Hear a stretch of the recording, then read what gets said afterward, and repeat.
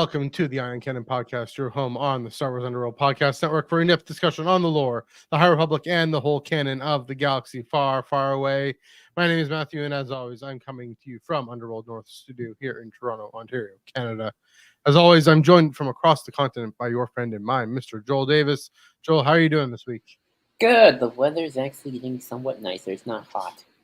Yeah, we had a really warm weekend this weekend here too, and it wasn't too bad.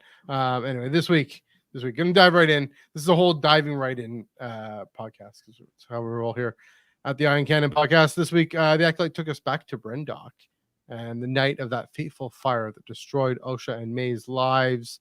We explore the twists, motivations, and ideas explored in the episode, how it sheds new light on this riveting show, and to help us do that, we got another guest on. Dan from Star Wars Centralized. Dan, welcome back to Ion Cannon Podcast. How are you doing this week? I'm doing great. I'm really happy to be back here. The Acolyte gave us certainly a lot to talk about, so this kind of diving right in podcast is what we're looking for. There we go. Devoting all the time, except for some plugs.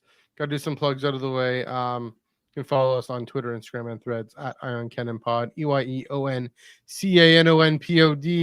We're also here on the Star Wars Underworld YouTube channel. We got YouTube memberships. We got super chats. We got the comment section below. If you on the YouTube, if you give a super chat, please do support the channel, and we will bump your comment to the top of the pile. But we do try to get to every comment as best we can. Also the Discord server. So the link in the description below. Click on that. You get to go into the Discord server, the Star Wars Underworld Discord server, and just enjoy the conversation and chat about what Joel's favorite flavor of ice cream is, and ask him when his birthday is. And no, I'm just kidding. I mean, do it if you want, but we also have game nights, movie nights. Joel, what's happening on the Discord these days? I haven't decided what we're going to do this Friday yet on the Discord. Maybe do a game night. I don't know just yet. I have to talk with Ben. But yeah, Friday we do. Sometimes we watch some Jedi Adventures. Other time we play games. So that's always gonna be fun. Yeah, and then of course there's the chat threads and comment threads and all that stuff going on. Yeah, I had a bunch of soccer commentary going on there. Well, here this and the other, because it was a big month for soccer, but that's more or less over for now. Then the Olympics. Chat about the Olympics. Hey, in a few weeks, why not? It's mainly Star Wars, but other things as well. Are they being held in Canada? They're in Paris. Oh, okay. Paris, France. Talk about Star Wars, Marvel, Star Trek, all of the above. There is an Acolyte spoiler thread for you to avoid at your peril, for you to watch your peril. So please feel free to check that out. Joel and I are in that. Ben's in that. There's some good regulars keeping the fire going. So that's a good way to be. Also, Tractor Beam Comics reviews. Wednesdays are for comics. Comics are for Wednesdays. This past Wednesday, this is going to be an interesting podcast tonight, because this past Wednesday, Joel, Chris Abbott, and I talked about this episode of The Acolyte that we're talking about tonight. I'll get to that in a minute. But normally, it's the comic books that came out this week. Came out that day, rather, I should say. And like the Star Wars comics. And so this week we're talking, so we bumped High Republic Adventures from last week to this week. So we're talking about High Republic Adventures number 7, as well as ongoing number 48 of 50. So check that out right here on the Star Wars Underworld YouTube channel, and Facebook and Twitch, and hopefully Twitter, making work. Wherever you get your podcasts, your video podcasts, I should say. And that's 9 p.m. Wednesday, 9 p.m. Eastern, 6 p.m. Pacific. Come check that out. We'll probably talk about the Acolyte. We got to talk about the Acolyte just a little bit, but we'll hopefully talk a lot about comics as well. We devote most of the time to that, because we got other podcasts going on there. So please do check that out. I think that's all for plugs. Now we'll pick up the rest of the plugs at the end. But as mentioned, so before I turn it over to you, Joel, this is a bit of a different thing. First off, chatting with Dom beforehand, he suggested we brand this as like the pregame show, because the episode comes out tomorrow night, and so in just over 24 hours. And so, hey, the pregame show, why not? The finale, of course, we're also mainly talking about episode 7 choices. But it'll be interesting because, last on Wednesday it was my questions, and it was a different combination of conversation partners, and so this week is Joel's notes, and Dan, you're joining us here. So kind of wondering what are our different perspectives and viewpoints. I just watched the episode again with dinner a few hours ago, so Acolyte on a full stomach. That sounds very nice. there we go. So let's dive right in, Joel. Let's take it away with All right. choice. And here comes Letty Headland. She's coming up for the pass. But oh no, Dave Maloney coming from the side. It's score. She scores. That was well done. All right. It's really cocky though. I know. That's all right. I know. So, as we do with every episode, we ask the guest this question. So, Dan, the first question goes to you. What is your relationship to the High Republic Book Initiative? I was there for the announcement live stream, or whenever the video announcing that. I'd heard about rumors of something called Project Luminous coming out. There were rumors going around about authors getting together to plan something called Project Luminous. And then I remember reading, I think it was Master and Apprentice. It was either that or Dooku Jedi Lost that first referenced the High Republic era in any Star Wars writing. And I read that. I'm like, that doesn't sound like something that I remember from Legends. And it wasn't, because it was something new. So I was there reading Light of the Jedi day one, and I'm completely caught up with everything High Republic. So I've read it all. So you're more ahead of me then, because I'm about halfway through Temptation of the Force. All right, yeah, I finished that one, and I'm caught up on the comics too. No spoilers for Temptation of the Force. I'm caught up on. I will not spoil anything. Yeah. Anyway, I'm in third place for Temptation of the Force. I'm still chugging in the back half of chapter 14. That's all good. Okay. Well, so since you do have a relationship with the High Republic Book Initiative, my follow-up question to you, Dan, is how do you think Acolyte has done in terms of representing the High Republic era on the Disney Plus screen at the very least, or if you just call it the screen?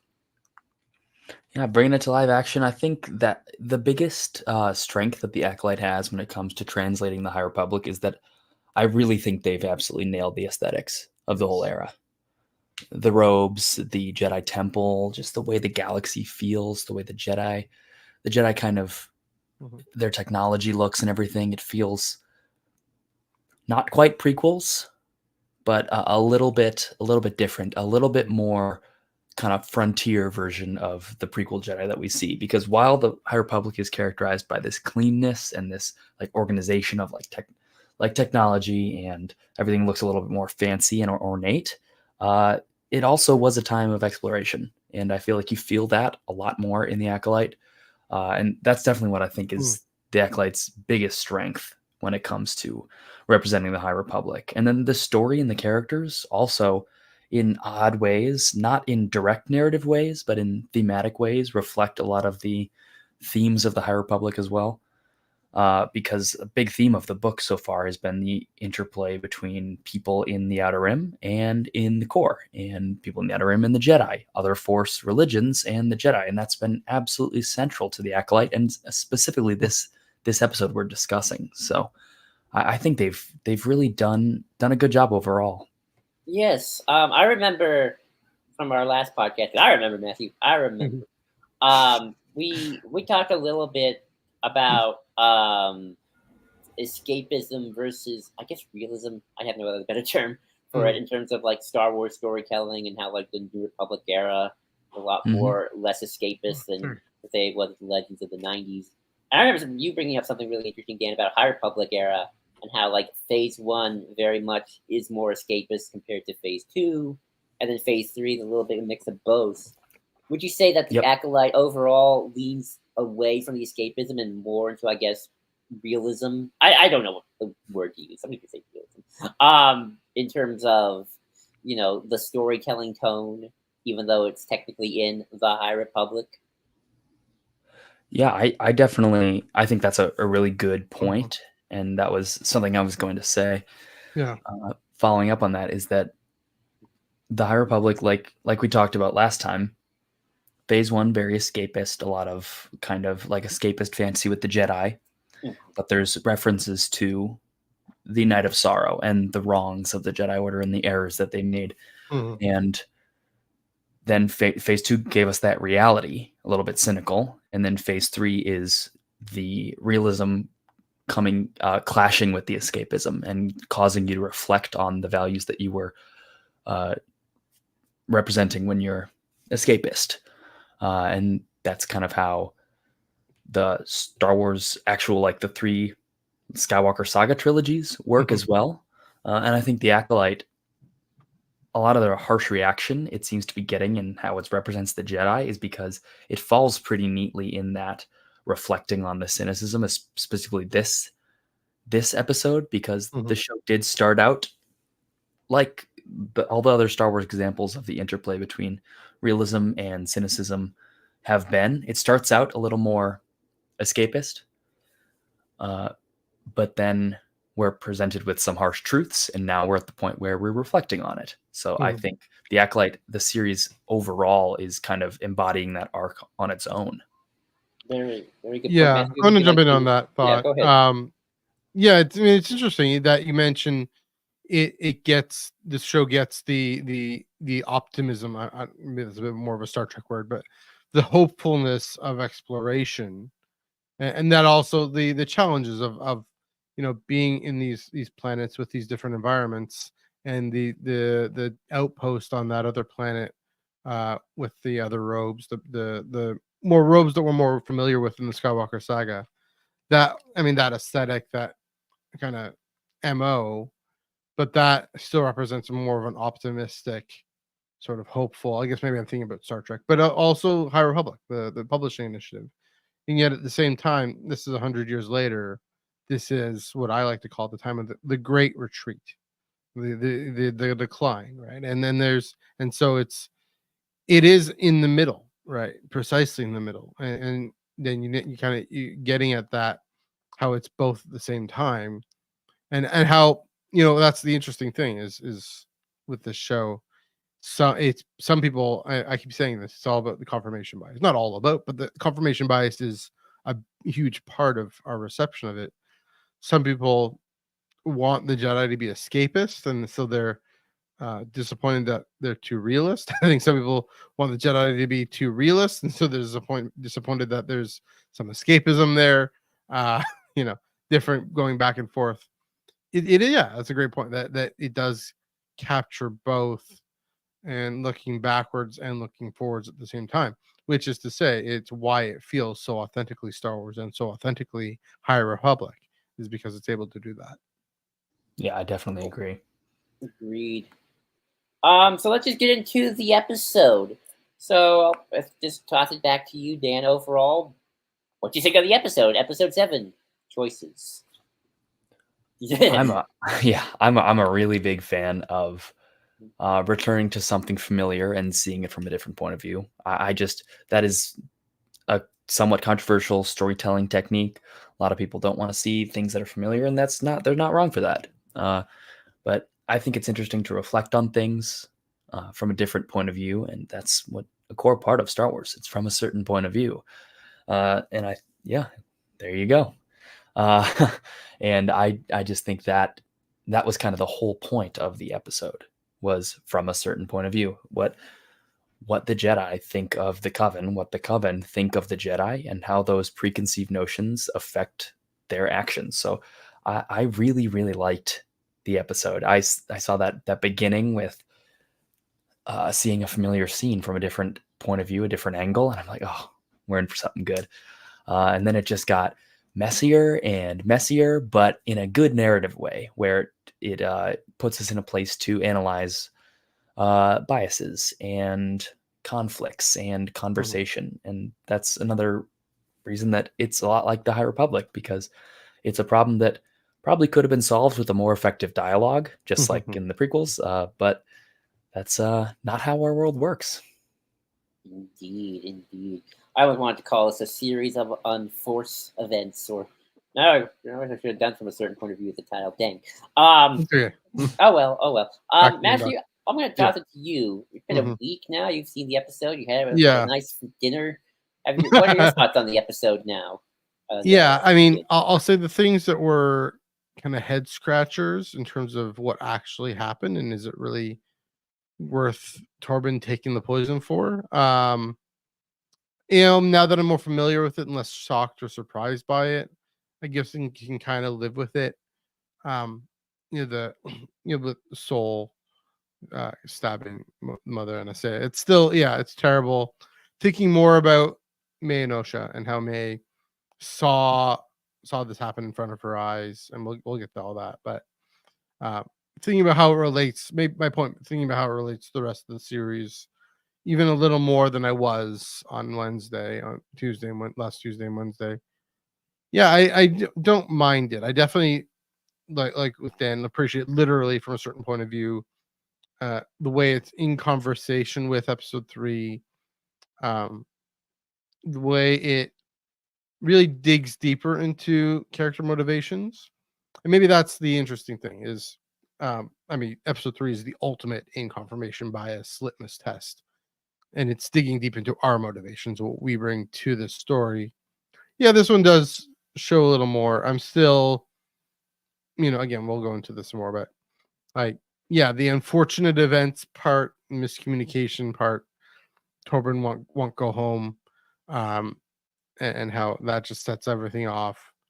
I still wish it was about a little more than that, but overall, in terms of the actual performances, in terms of, um, yeah, in terms of definitely as an episode with its editing, they did a good job of making the same scenes and shots feel different, and from, yeah, again, from a different point of view, and so you're seeing a different. You can almost ask the philosophical question: you're watching a different scene. It is a different episode, and so they do a good job of really, especially diving into the soul and what his experience through all this is. But also Torben, again with Torben, I do wonder if some things were set up that weren't fully paid off. We don't know. There still might be in 24 hours might feel something different about that. For example, just the dialogue he has in his head with Mother Anastasia. I know that was about setting up that this is how they can control Kalnaka through in that duel. But is there more they could have done with that? There more they can do with that, or they're leaving that open for another story? I don't know, but and keeping in mind my own thought of that's similar to what Chimera was doing with Osha in the previous episode.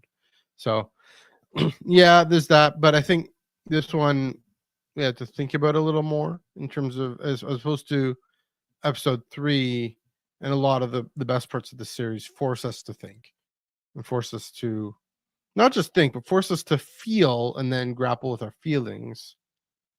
This one, the feeling is sometimes engaged, enthralled, but sometimes a little perplexed. And then we have to think about how to make it make sense, make it work, and figure it out, which is okay. Yeah, and that's something that this film episode 2 did to a lot of people, and I love it. So yeah, I will say it isn't. Yeah, I don't mind it. I like the episode. I wouldn't say it's still as good as episode 3 or 5 for me. Sure. Dan, do you want to respond to anything before I move on to the next part? Yeah, I definitely see where you're coming from about Torben's motivations and things like that. That I did think that was probably the weakest part of the episode is his motivation to do that. Mm-hmm. So I definitely agree there. But also, I don't know. I gotta, because you were talking about in comparison to the other episodes. I think this is probably my favorite episode. I've been lukewarm on the series overall. I thought the choreography has been good, but this is probably my favorite overall so far. Hey, you like what you like. All good. Yep. Absolutely. Yeah. Well, we can talk about the ending too, and I think that will probably definitely. I do think I don't want to jump ahead. I'll just say, I'm saying for now, episode 8 is the home runs episode. I think that'll definitely change a lot of people's thoughts and feels on the series on a whole. If you end the story well.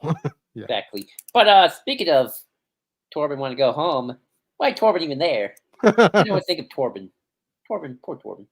Just like you, So yeah, they're looking for a virgins in the Force. I encountered a virgins in the Force. Is it around a person? Not in this case, no. A virgin in the Force created by the Great Hyperspace Disaster.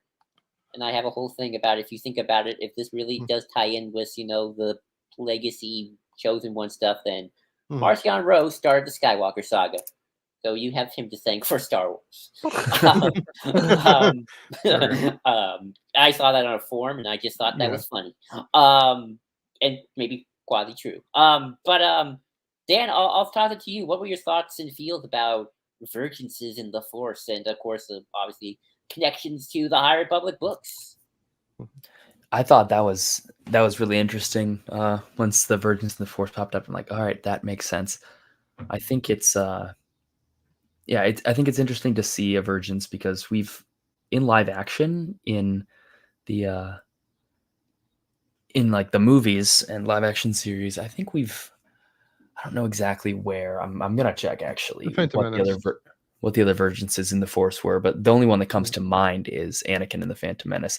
And I don't know if the cave on Dagobah is considered one, or somewhere on Octo is considered something of a Virgins in the Force. That's what I'm curious about. But I think it's interesting to see it as a location. In an interview that was released today, Leslie Headland suggested that it's meant to be open-ended, but her idea of the Virgins is that it is something that is on that planet, and there was a mining company there that was in the place where the witches live, and that they got too greedy, dug too deep, and reached the where does that sound familiar? And reached the Virgins and reached the Balrog. and it kind of drove them mad. I think the specific comparison that she says in the interview, I maybe remember this incorrectly, but I'm pretty sure she says it's like the Thing from 1982, where it drives everyone crazy. Nice. So if the Coven resettled on top of a physical Virgins that was there because of that mining company digging too deep, I think that that's a pretty interesting story, and I like that. It's very unique. I don't think we've seen anything like that before in Star Wars, but and then the Great Hyperspace Disaster connection, when that was called out, I was like, yes. That was great. It took me a while to figure out, well, there could be other hyperspace disasters, right? But then they're like, oh wait, 100 years ago, and then, it's like, oh yeah, that tracks. Yep, and I'm eager to hear more, if possible, about what that was like, because it seems to me that what was implied is that the Great Disaster did hit Brendok, and life was damaged there, and then miraculously in the 100 years since, it has come back. Yeah. Okay. There's been I've heard some people debating the specifics of this, saying like, oh, maybe the Hyperspace Disaster missed it because of the Virgins, or the Virgins had something else to do with, or the Virgins was caused by the Hyperspace Disaster, but I'm not sure. So I'm really intrigued. I mean, all we've got in the show is I think Indara says life was wiped out. Yeah. And because of the hyperspace disaster, we did a Leo point is what I'm getting at. We did all collectively did a Leo point. That was great. But yeah, all we know is that it should be dead, but it isn't, and that they're looking for it because they got to protect this thing. Yeah, I mean, I love this callback again. Another Phantom Menace reference, that, and then the M count, and the symbionts, talking about symbionts and saying, hey, they exist, they're real, it's canon. Phantom Menace is canon, and as if that's the most normal thing in the world, which it should be, because that's the universe history, and that's where they would be in terms of what the kinds of things they'd measure and look at and think about and think important, hence measure. So yeah, I mean, it's yet another. I mean, the whole prequels thing. I mean, I could still wear that T-shirt, but I don't know if I need to anymore.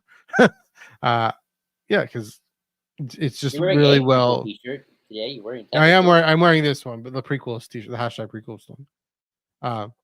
All that to say, I also to say that I love that live action Star Wars still continues to go in the weird directions, especially Ahsoka and mainly Ahsoka. Kenobi went a little bit. Mandalorian hasn't so much, and that's fine. But that's why I'm like, okay, Ahsoka and the Acolyte. Let's go into these weird, wild gobbledygook, more to see stuff that George pushed in Clone Wars. That people were all okay. Popular audiences might not go for this so much. They're going for it in this episode. This episode a little bit. I mean the stuff that George went for in 1999 as remember. I mean, even to say you have a scientific explanation of the Force, and it's not an explanation of the Force. We all know that midichlorians are not a scientific explanation of the Force. It's just connection to it. That's even how you have the scientific aspect of it. That's still weird gobbledygook science, fantasy. It's escapism in its own way. To his credit, JJ did go there in episode 9. To its credit, to really bring it to the fore here, and then it served the story really well, and it'll hopefully serve the story really well in episode 8, in the next episode, because talking about the origins of these kids and their destiny, and picking up the theme with Soul saying, "I want to decide." Basically, want to decide Osha's destiny because I have this attachment to her, and just like with the Sith, I'm not saying Soul is necessarily tapping into the dark side here, but the temptation to control, the temptation to hold on, and and as we see later in the episode, to react in fear. It does parallel what the Sith are consciously doing in terms of trying to control the science and control the Force through controlling the science. To think about how he's brought in this girl who's being born through this weird, unexplained way, and has this connection to her, and then would forget about her by saying, "I gotta go tell the council the truth, the whole truth." And Indara having to say, "You'll do that to her, this kid whose life you've just destroyed." It definitely brings up. It really fits together well, and all that stuff really fit together well. Never felt out of place for a moment. Now we just have to know if Mother Anastasia manipulated the midichlorians to create life. Is that how the line goes? Okay. Yes. Yeah, that's what you said. Mother Anastasia created the. That's what you talk about. Talk about the Acolyte. Duh. Yeah. I'm kidding. Or am I? No, I'm just kidding. But no, I really like that. I really like that as well. So, we'll talk about the Jedi themselves. Why we're here. I really liked the portrayal of the Jedi in particular. And really a lot of that came with Indara. This is very much certain point of view, perspective, all that bias stuff. Where in episode 3, Indara is seems the most hostile out of them. She's like, she's the most cold. She's the most like, get out of here. These witches, I don't like them. Bless you. In this episode though, Indara's the one who's like, we gotta talk to the council. We can't just barge into a witch coven. The Master Soul's like, they're putting weird markings in the kids, and then Indara's like, look, lots of cultures have markings. Sometimes witches be weird that way, so we can't just barge in lightsabers going. Like we meet a bunch of witches. I don't even think they're Night Sisters, let alone just dark side people we gotta worry about. I mean, obviously, at the end, Indara does actually lie, and then that's gonna cause problems. But I'm really glad that they didn't just go like, oh, the Jedi are here to kill the witches because we heard there were witches here. But Dan, what do you think of how the Jedi in this episode looked in this episode overall in terms of their portrayal? I think it was really interesting to see them put in a place where they are making rash decisions. I think it's interesting to tell stories about people from good organizations with good intentions that make mistakes. I think that's very interesting. They have their unique reasoning for making those mistakes, and those reasonings are not always good. They don't always line up with their intentions. But yeah, I don't know. It didn't portray the Jedi in the best light, but that's how huge organizations across the entire galaxy work. And it's also another point of view thing, because if you see it from the Jedi's own point of view, you do understand their reasoning a little bit more, because they do go out of their way in this episode. Which one scene that I really loved that did this specifically was when Mae misquoted her mother about the purpose of the rite of ascension ceremony. When she said, "Oh, we have to sacrifice ourselves," and and Saul was like, "Oh my gosh," hearing that, and you can see why he would think that, what he thought about who this cult was, and he calls it a cult, and I think that also has a lot of baggage to it as well, and it reveals where the Jedi are at in terms of their relation to other Force religions, like compared to where they're at in like Phase 2 of the High Republic, where the Jedi are actively in conversation with other Force religions in the Convocation on Jedha. Whereas by this point, in what is it, 148 BBY, they are calling other religions cults openly, and I'm intrigued by that. So yeah, I don't think it portrayed the Jedi in the best light, but it certainly portrayed them in an understandable light, and I think that makes for some really interesting storytelling. What the fandom has to say, the Jedi are evil. My point of view, the Jedi are evil. Let's see what. Well, not Yeah. Let's see what old Leslie Headland said, if you don't mind. Okay. Put this down the notes. So this is what Headland had to say, and I thought this was a really good quote on this one, on her goals and statements. I think this was from the Nerdist interview. Yeah. She says, "It's a show about bad guys in every sense of that word, and because of my previous work before coming into Star Wars world, was always concerned with the sort of morality, immorality, or amorality.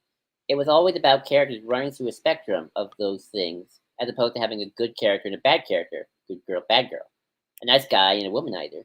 That these characters could be all things at once was so important to me. I'm glad that you got the impression from watching this episode that the Jedi are not performing evil acts. They're not willfully oppressive. They're not manipulating or tricking anyone. So the show will, with all the other characters, is exploring the spectrum of morality, the stranger being a great example, May being a great example. It felt to me that Jedi also had to have a particular treatment. The Jedi could not be part of that thematic element of the show." I don't know, I just thought it was an interesting read on her. So definitely, it gets me thinking in a few directions here. In that, yeah, I mean, definitely, Soul having these preconceptions and these misconceptions and these prejudices against this cult, that were this coven, this group of witches. If all he knows are the Night Sisters, all he thinks is the Jedi is the true path. And so anything that's kind of alternate to that, anything, again, we know they're illegal, or they're not allowed to raise kids, or at least, they don't know if that coven specifically is, but maybe the Night Sisters, they just don't, but they just happen to not be allowed to either. That we see it again. We'll get this all in a minute, but we see him freaking out when Anastasia turns into the black mist, and he's I gotta stab her, gotta defend the kids, gotta defend what's happening, gotta vanquish this evil. And he has these motivations, this real drive to protect and to care. Here's the one thing it says, and here I go. This really is a great example of simul justus epicator. It's a very Latin Lutheran phrase, at once justified in sinner, meaning this is kind of what I got when we were on the flagship podcast a few weeks ago. Kind of what Leslie's saying here, in that the line between good and evil runs right through us, and we're always working towards the good, but we see through a mirror darkly. We Yeah, the good that I want to do, I don't do, and the bad that I don't want to do, I do. Who will save me? All these quotes from the Bible that I'm pulling out here, but um, that we see on an individual scale. What I've had to sit with over the last week, and I think Joel, you helped me remind me of this. The one thing I have to say, well, I'll say is I've sat with is that the order, the institution as a whole, the Jedi Council and Endora, I think maybe you mentioned this a few minutes ago. You mentioned this a few minutes ago. They actually end up looking pretty good, surprisingly. They don't want to separate the kids. They don't want to forcibly remove Osha, even though that could have benefited them. They could have had another asset here, but that the teams interfered with too much. They're understandably being cautious, and Indara is being cautious about Soul's sense of attachment. Even going to that dialogue at the beginning, where uh, you know, it, with Indara and Soul about how Indara wants to help Torben find the answers to himself, because mastery is about passing on what you've learned and letting them grow what they are. We are what they grow beyond. Uh, and Soul isn't fully able to do that, right? None of his. This is a dark thought, but none of his Padawans grow beyond him, right? Neither Jeki or Osha grow beyond him, right? That's, I mean, Ouch. I know, but in 3 times. but that, and that's not, and that Jeki could have, and she would have if she had survived. But I mean, maybe she was starting to, but yeah, that represents still. Maybe this is the theme. Maybe this is a theme that those of us who are in the High Republic, have read the High Republic, you look back to. They harken back to when they were really working out for the good of the galaxy. And that's kind of one of the amazing things about the High Republic, is that's the big what if there, is what if the Jedi are actually the good guys, because we'd never seen that really before, except for the one guy named Luke Skywalker. And so And Rey, don't here, forget Rey. and Rey, yeah, sorry, one guy named Luke Skywalker, and then Rey, of course. But but I mean, even Rey is even further removed from the order as a whole.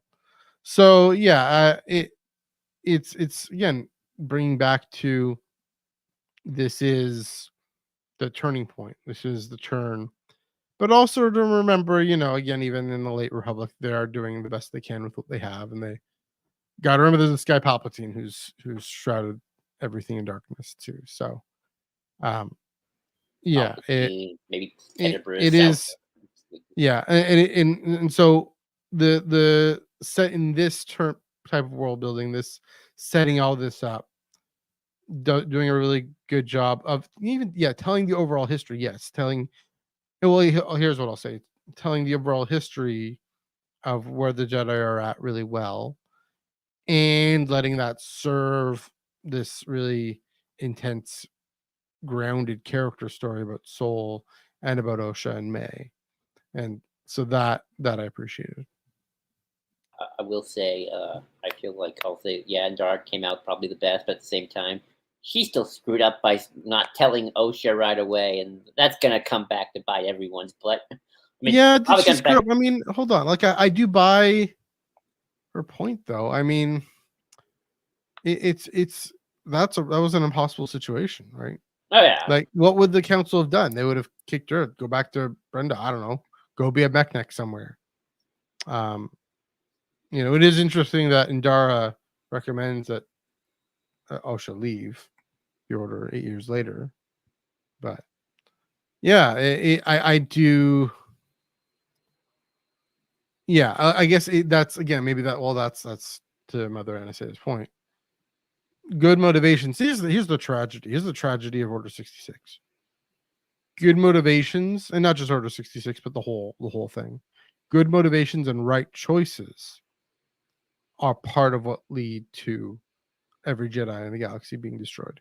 Not every, but I love how you have to. I love how you explained that before for a second, and then, but like, I love how before I was like, good motivations or 66. Palpatine had some good motivations. Dang it, the Jedi were gonna. That's not what I meant. I'm kidding. I'm kidding. Yeah. Dan, do you want to respond to any of what we just said? No, I think it's a lot of interesting thoughts, but I don't really have a response. Fair enough. I mean, no, I was just saying with Indara, it's like, yeah, it's probably good motivation, but yeah, it's like gonna come back and bite Soul in the butt. Yeah, probably it's big gonna time. have consequences. Probably some big consequences for Yeah. Soul if my theory brain is correct. But Unfortunately, Obi-Wan training Anakin had That's true. consequences. That's true. I mean, Qui-Gon. Qui-Gon. Yeah. Sorry, go ahead. No, like yeah, Qui-Gon saying, "Hey, train this kid, Obi-Wan." Yeah. And then like, I'm sure it'll work out. It did not. Well, then it did. That's the funny thing. Return of the got Jedi, there. 1983. It got there with a bajillion bodies.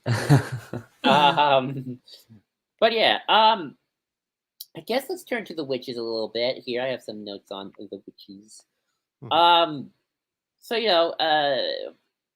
the witches portrayed a little darker. Obviously, we see they're doing some weird stuff to Torben's head. That's a little sus. Coral's obviously ready to go to the warpath every day. I am, obviously, the tragedy again of it all is, Soul would have gotten what he wanted. Mother Isaiah was ready to let Osha go. So, I mean, whether or not a child should choose to be a Jedi or not, that's always the $1 billion question here, especially with I don't know. Should he not? I guess. I mean, at the same time, Anakin's life probably, in some sense, would be better under the Jedi and not a slave on Tatooine. Obviously, that can work out in some way, but for him. But at the time, it seemed like a good idea. And of course, whatever the heck the witches are doing with the power of two, the power of many Jacinto. It's interesting as well. Headland has talked about, she says stuff like, the girls are guinea pigs, they're like a patient zero for this sort of power. It didn't work perfectly, therefore the girls on their own can never be as powerful as, like, say, Anakin. So they're not proto-chosen people or chosen ones. So that's another thing Edlund has gone on about. I just looking at my notes and stuff like that for the Virgins. But Dan, what did you think of the witches this time around in this episode from the Jedi's point of view? A lot like how the Jedi seemed pretty bad from the witches' point of view in episode 3. The witches seemed a little bit more mysterious and dangerous in this episode, and I think it gave the Jedi good reason to want to interfere. I thought that was pretty interesting. It's good to see a lot of just the kind of different force powers and showing how this usage, like the thread style usage of the force is. The smoke-based things is fascinating. The possession of Kilnaka was great. That was a wonderful scene. I'm a bit confused as to what happened to that whole little crowd of witches that when Indara severed the connection, they all collapsed. I don't know if they died or fainted. I think Headland said they died, but I don't know. Okay. I mean, it doesn't really matter because even if they fainted, they're still dead because it exploded. The whole place exploded. But yeah, that was really interesting. I wish it. So speaking of the witches' powers and their usage of powers, it brings up my main criticism with the series, which is that I don't think we've had enough time to sit and dwell on some things in order to fully understand them. I saw a lot of people out there echoing this as well, that it was just confusing what was happening when Mother Anastasia reached out right before she was stabbed by Soul. What was she trying to accomplish? What do their powers really even do in like that smoke form? Because the show didn't really show us what that means. And that scene went pretty quickly. Yeah. And I feel like that's such a big point. That's such a big decision and such a big motivator for future actions of these characters. that I wish it was a little focused on a little more. So if anything, I think we could have used a little more time with the witches, but just to fully understand what was happening there. I'd also like to know a little bit that too, because again, I've been reading a lot of Headland interviews just because I think they're really interesting and just add to discussion. And she said something really interesting about this, which I'll just point out. I'm curious what you guys think. The Night Sisters utilize magic exclusively. With the witches, it's a bit of a hybrid. They're definitely dabbling in the Force and calling the Force by a different name. Mhm. They're trying to cultivate their sensitivity to it without having to be trained by the Jedi. Is that even possible? Question mark. I mean, I found that interesting because I know they call it the magics, but I didn't know that was a separate thing, or at least I guess it is now. Regardless of whatever George probably thought, although my joke is always like, if you ask him, he'd be like, I don't know, what's the day, Tuesday? Wait 5 minutes, he'll change his mind. True. So there's that. I want to say Edlin said that scene was meant to be a bit ambiguous. I forgot. I might have to read that. I'll say this though, and this is something I want to bring up to you, Matthew, about the question of why did Soul act so brash and just I'm gonna get real. Time to get real for a second. How many times do we see a cop take out their gun and shoot when a black person is about to go into their pocket just because they happen to have like a pen? That's kind of what I was getting at a little bit with his misconceptions about these witches, right? Right. That he thinks they're committing child sacrifice. Right. His mind immediately goes to that. Immediately it says, it's night and they're at a cave. They must be in danger. Now again, Dan, as you mentioned, May misquotes her mother. Her mother, and that's it. She says something incredibly Jedi-like. We have to sacrifice parts of ourselves to face fear. That's something exactly what a Jedi would say, and that's maybe part of the tragedy is there was room for dialogue and common ground if there had been the right communication. You had however old Torben is, one go home, and 8-year-old May, who again, kids, that's far more understandable that kids would just only pick up parts of ideas and not fully grasp what's happening. I was watching this scene. I was watching that scene carefully just now, now a few hours ago when I was watching. And I mean, so yes, there's definitely the misconceptions, Soul's misconceptions, and you could bring in, there's the subtext with George Floyd and the space cops and all that. That being said, that isn't the only thing happening in this. I mean, in those contexts, yes, that is the only thing happening. It's just straight up racism, treating innocent humans like the enemy, etc. In this case, there was misconceptions. There was this real strong sense of protection especially for Osha, but also May. But also, again, here's a caveat. Yes, and I say I was grieving and disappointed and upset that her daughter wanted to leave. Any mother would feel that. Any parent would feel that. But also, and so what are we getting? Disappointed that they want to leave, and she does probably see them as an institution and not a family, even though Soul promised Osha a family, and I mean that's interesting. What May seems to want more, but anyway, Soul promised Osha a family. I saw Anasea being kind of goading him almost, and not intentionally, but being confrontational. What's the word?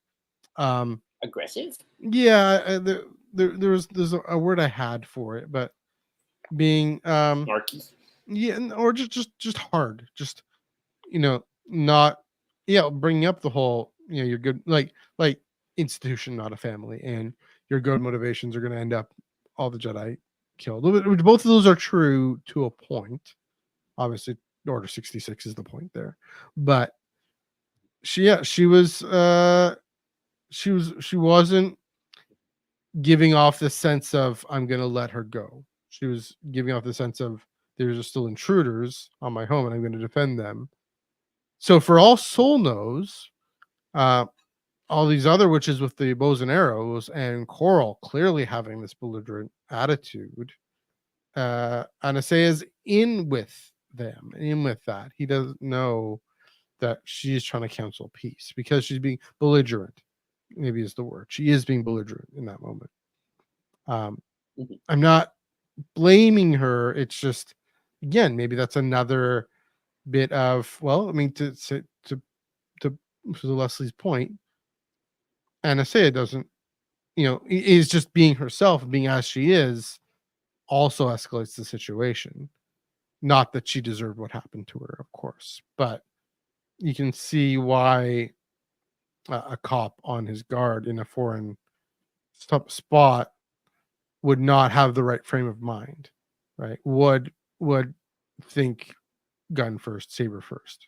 And that was that Yord or somebody who said, or was it Jackie who says, if a Jedi or maybe Indara, somebody's early in the series says a Jedi who takes out their lightsaber, you don't take out your lightsaber unless you're ready to kill. Oh, that's Mae who says. Is that Mae who says that to Indara? I think Mae says that to Indara. Mae says that to Indara. Okay. Or I know it was that in makes that actually scene. a lot of sense. in the first 5 minutes of the show, right? Yeah. And that actually makes a lot of sense now after seeing this episode. Like, yeah, that's that whole thing, right? Like, oh, you don't kill innocent unarmed folks? Yeah, you do. So again, it brings up again the complications of that. I will say though, Dan, you're talking about how if we wish we had more time with their magic and their force use capabilities, and are they using the dark side? I don't know. Well, or whatever, like whatever's happening there. We have more time to understand, and if it was a little less ambiguous, I would have had a less of a wait, what reaction. Like my first reaction to that was why did he do that? What happened? And again, I thought about it, and I can see why, but I wouldn't have had to think about it too much. And again, that's my issue with this episode, is that we have to think about it to make it make sense. I mean, I don't think there's anything wrong with having to think about it. I think that's called engaging with art. I mean, I know. Now, whether or not you think so, it's what like I mean, let me say, it's really good if we have to think about something that we feel makes sense, but we don't quite know why. And by makes sense as in fit. So it could be disturbing. It could be off-putting. Like I think with episode 3, thinking about why, all of our different motivations, all our different reactions to that episode, making us think about it was perfect. And that's going to be one of my favorite episodes of live action Star Wars for a long time now, I think, for that reason.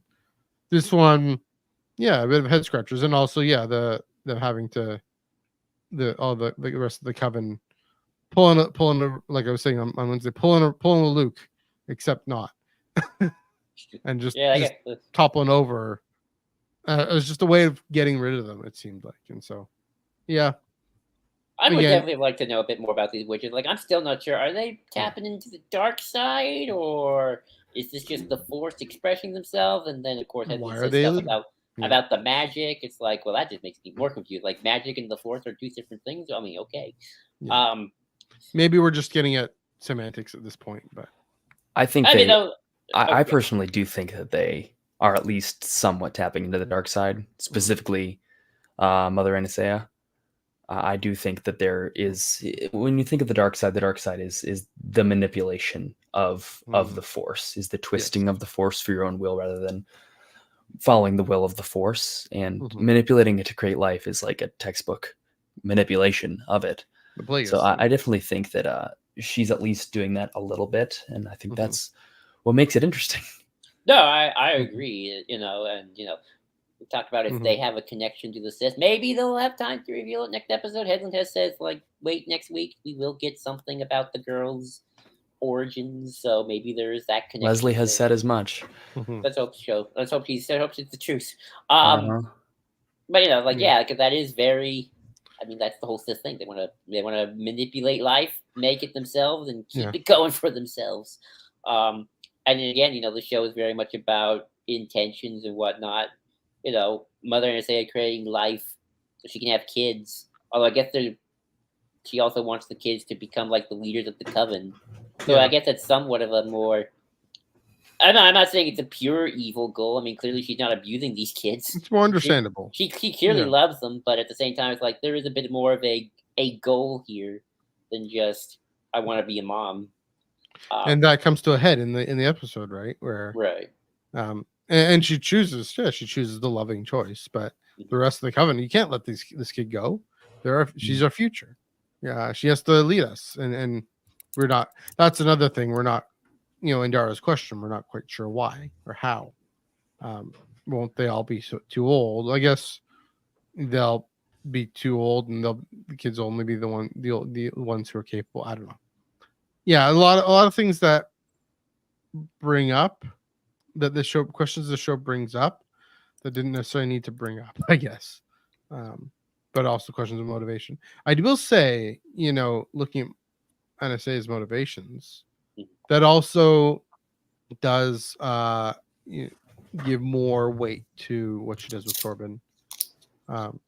It is kind of manipulative. It is kind of creepy to get in someone's head like that, and also again, tempting him. I mentioned this on Wednesday too. It does. There is some, a bit of a sexual subtext there. Let you have whatever you want. Again, a lot like Very Chronicles of Narnia. The White Witch interesting, Watcher yeah. and Although I don't think C.S. Lewis would have that kind of sexual subtext, but I think more that my mind goes immediately to with Osha in the previous episode with Chimera or the Stranger. He's definitely like, you can have anything you want, just grab it, just submit to me and grab it. So yeah, I mean that's also definitely a line, the witch in the wardrobe, deal with the devil kind of thing. So to see Anastasia, so we know that. Yeah, so to see Anastasia tap into that as well.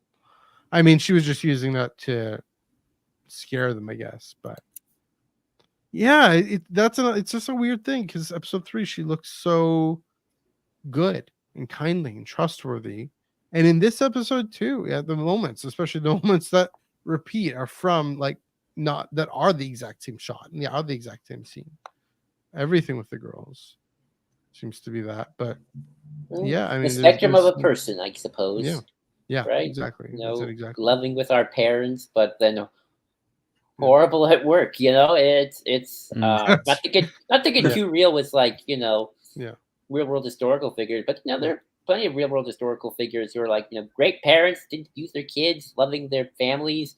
Yeah, were horrible, oppressive people at work who signed documents who sent people off to do horrible things. So the spectrum. Thinking about that, the Torben stuff again. That I think you could have kept Torben saying that he wanted to go home, but just maybe played a little bit more that whatever Mother Anastasia did kind of messed with him just a little bit more. Yeah. And then you could have you didn't have to that could have been the motivation. Like he'd be like, oh, we gotta get the girls, the virgins, let's go. And like you just kind of show that he's been off ever since that little incident. Like he said he fortified his mind, but like he's kind of like twitch, the eye twitch. Yeah, if they played that up. I mean, even I was watching this again, like he runs to the speeder, Soul doesn't run after him and tackle him. Like at that moment, that's what you got to do, buddy. You just go run after him, grab him, and say, "Don't you dare go." Of course, Soul wanted him to go. Soul he wanted him to go. And Dara should have stopped with the Force. That's why that was another odd. I thought that was very interesting. The fact that what you mentioned, the Soul wanted him to go, and Soul's kind of he had that connection and that attachment, that attachment to Osha based on his experiences and maybe his relation to her and his concerns that he wanted to, he really wanted her to come with. So things started working out, and he's like, oh God, I gotta capitalize on this, and disastrous consequences. I mean, and to your point, he's the one who leads the way up into over the top into the thing. So yeah, I can see why. It's almost like the subconscious, maybe even just under the surface, just stopped him from stopping Torben. Yeah. And it's an example of two people with simple yet like wrong motivations compounding upon each other. Like Soul wouldn't have gotten there if Torben didn't leave and he didn't have to follow him. Right. But then Torben wouldn't have gotten up to the fortress if Soul didn't say, let's climb like this. Right. They were compounding upon each other. Feeding their toxic. I mean, I wonder if some anti-prequelists would be all, and if they hadn't even measured the midi-chlorian. I'm gonna finish that. Well, sometimes Star Wars heroes are never the brightest bunch of in the batch, and I think that's why we love it. Yeah. But yeah, let's talk a little about. I have the note "selfish soul." Like this is, Right. It's sort of funny how at the beginning, and even I always forget the actor's name. Lee Jung-jae. Lee Jung-jae is always talking about, he got inspired by Qui-Gon for this role. And yet now by this episode, I'm like, Qui-Gon had a way better head on his shoulders. Even bringing Anakin with him wasn't like we got to do this, or we got to sacrifice the mission. It was sort of more like just, this is interesting and kind of coincidental. Maybe I should definitely do this. But, he certainly was, Qui-Gon was still about the mission of protect the queen, get back to Coruscant, advocate, for Anakin, and obviously get a little bit testy. It's like, I'll trade him anyway. But, Qui-Gon wasn't just going to jeopardize the whole Naboo mission for this. Compared to Soul, who just, completely just botched everything and made things just worse. And I think it's really interesting. He's Soul is so, I want a Padawan. Even at the end, he has Mae and Osha.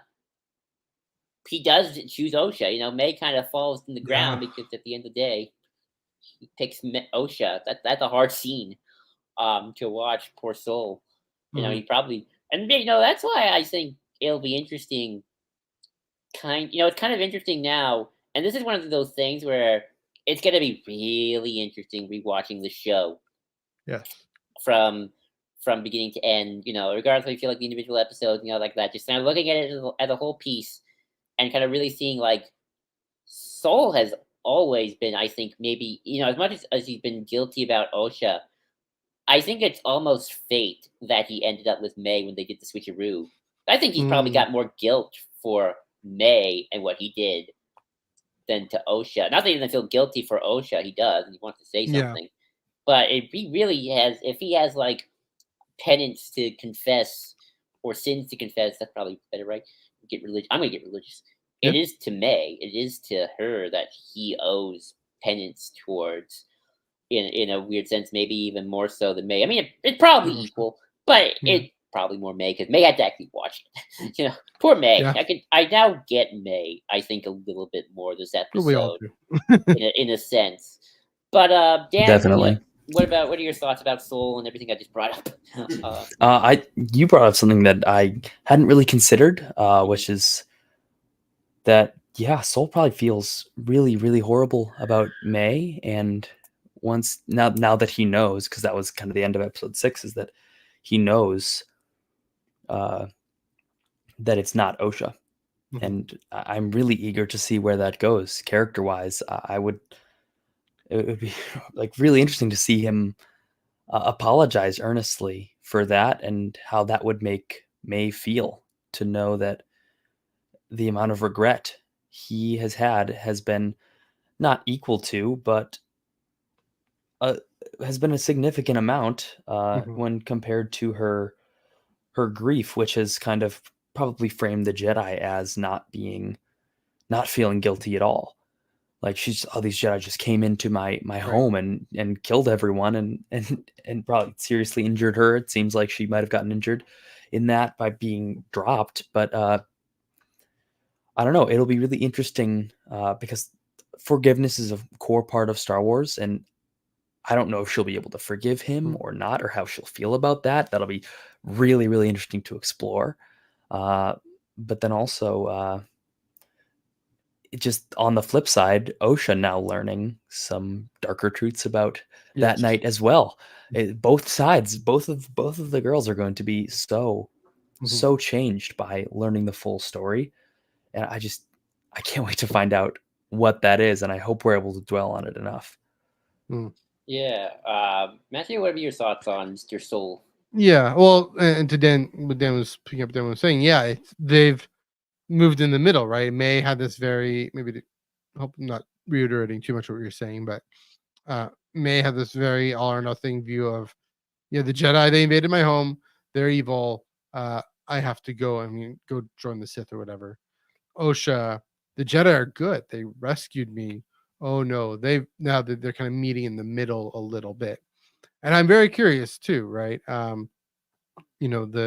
The episode is sort of framed, and again, this is just this weird thing of how it's not mediated by anything that came from at the end of episode 6. But at the end of episode 6, Soul is sitting down with May in that ship, and Osha has the mask on. And what is the mask telling Osha? What is Soul telling May? In those moments, and what does that mean for what facts get spun in what direction, and how do Osha and May receive this? It's true. It's a real interesting question, and one that they've definitely intentionally delayed until the next episode, as opposed to delayed for to tomorrow's episode, as opposed to last week's, which we thought they would have, but no. That is the finale, and that is really the main character moment. Is how do May and Osha reconcile with the truth of their past? Soul, I kind of understand. I mean, again, it's this heart wrenching, almost like a Sophie's Choice moment of, you have to choose one of them. He can't hold both of them up on the bridge. They don't have the presence of mind to hold themselves up because, again, they're terrified. So he has to choose one. He's going to choose the one he wants as his Padawan. He wants to choose the one who he has an attachment to. How he's going to tell that to May, that's going to be something. Although she might remember that. He thought he left her for dead.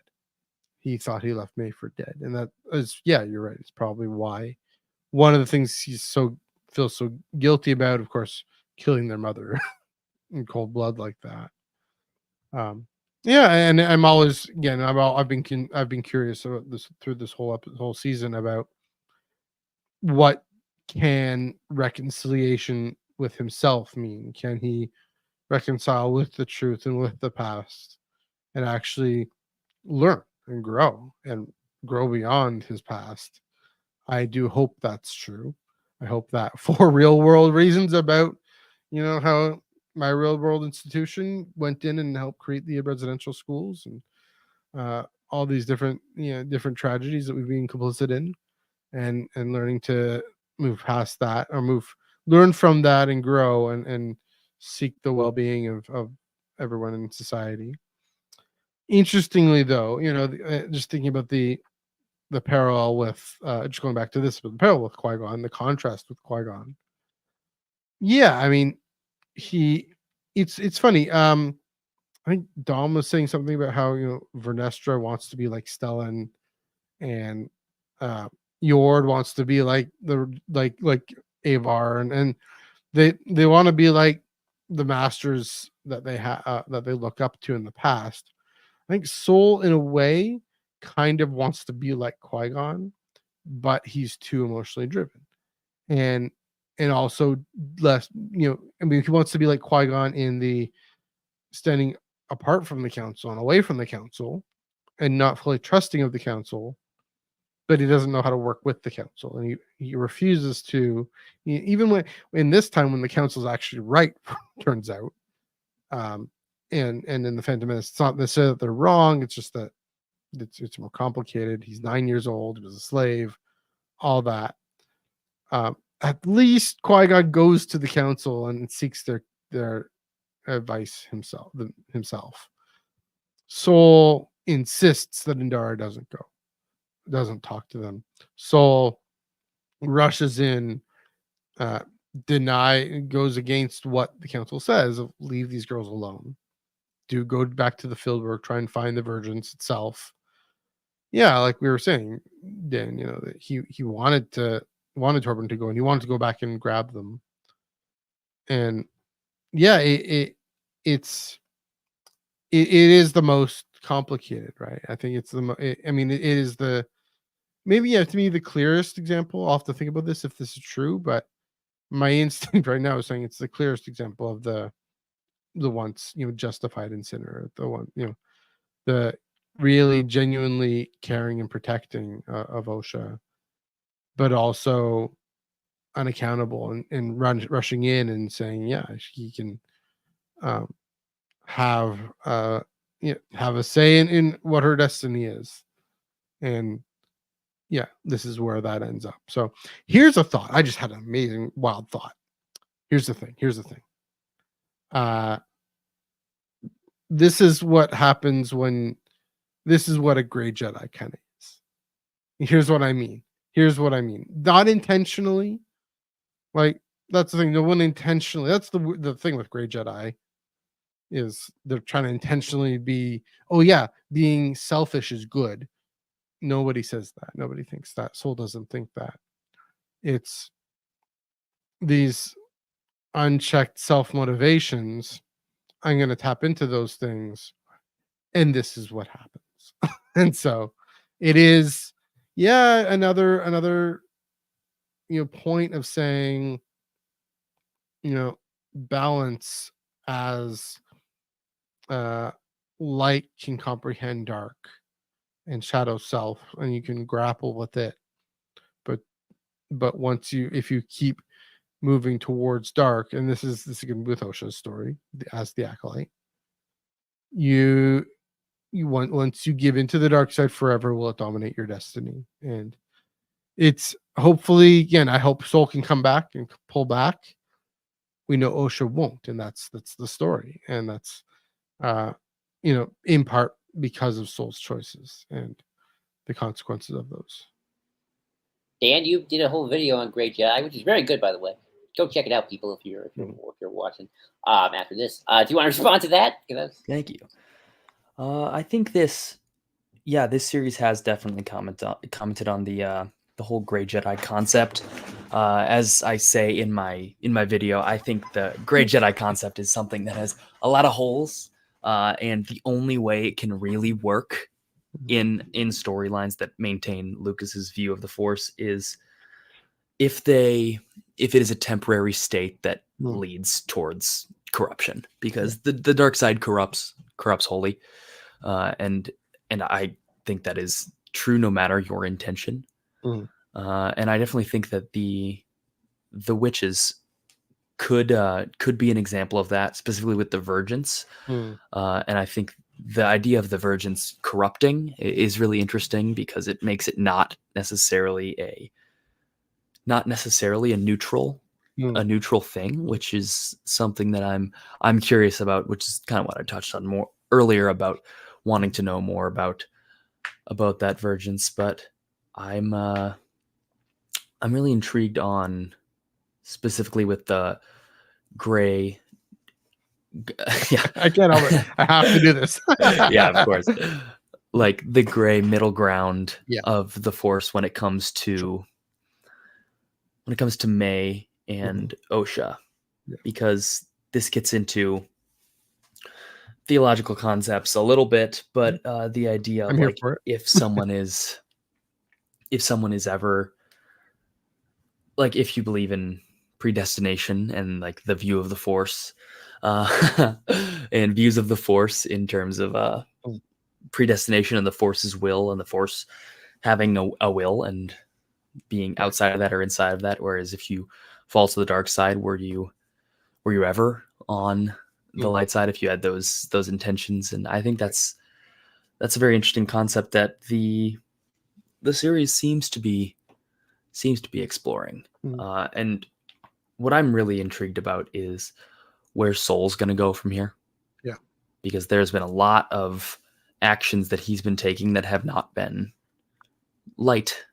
necessarily light actions. He hasn't been a bad guy at all, but I think there's something to say about his actions that they haven't been necessarily aligning with the light side of the Force. It's been a little bit manipulative. There's been a bit of a cover up that the Jedi have put in place, and Dara's had a part in that as well.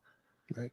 So I don't know. I think the idea of the dark side starting as just an inkling and eventually fully corrupting someone has a lot to. There's a lot to say about that idea in this situation, and that brings brings up something that I've seen a lot of people talking about Chimere the Stranger's backstory. Yeah. And how that relates to the Jedi, because he seems to imply that he used to be one, and he has that scar on his back. Is that scar from a Jedi Master, former Jedi Master? Did they strike him when he was a Jedi, or when he was doing something bad and working towards or working against the Jedi somehow? But I don't know. I think this show has had a lot of misconceptions surrounding it about, oh, it's making the Force in a gray area that goes against Lucas. And while yes, a little bit of that is true, it's not on the level that people are making it.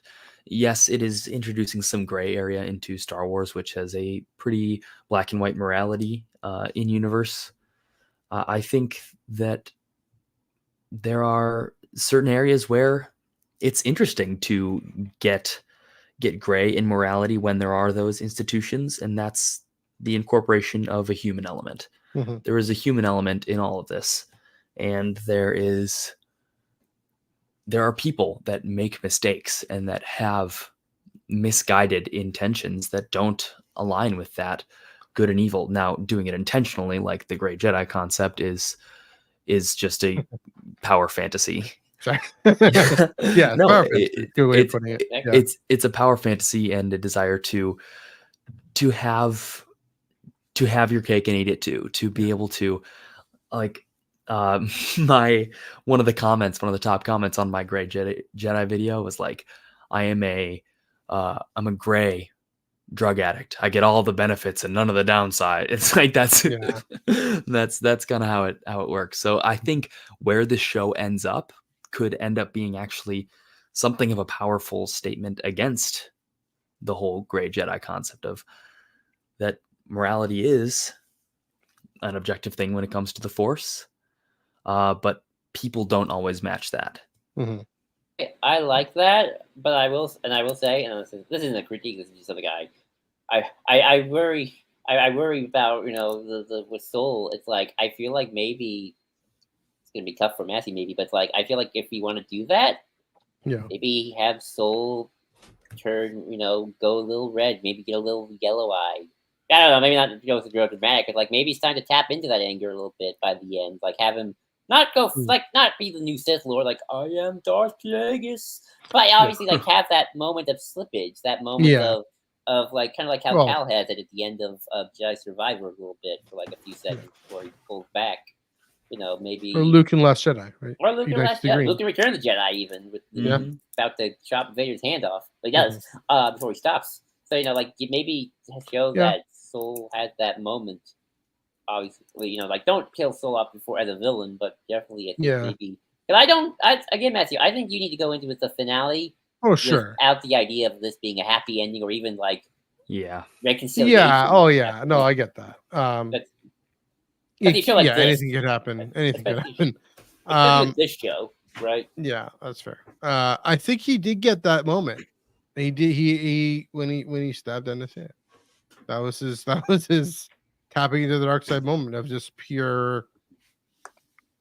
I mean, maybe he'll get another moment. I don't know if that much is being set up. That's the thing. Is the where. Although there's freaky Soul at the end of episode 6 with the shadows, so. But I guess that's just.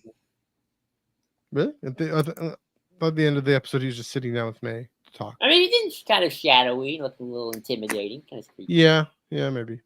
Yeah. Anyway, to say, it's just funny.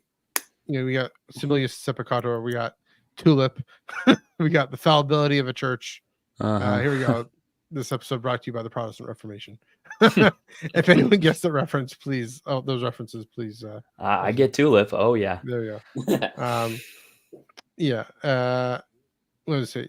But also to say, with the misconceptions of the show.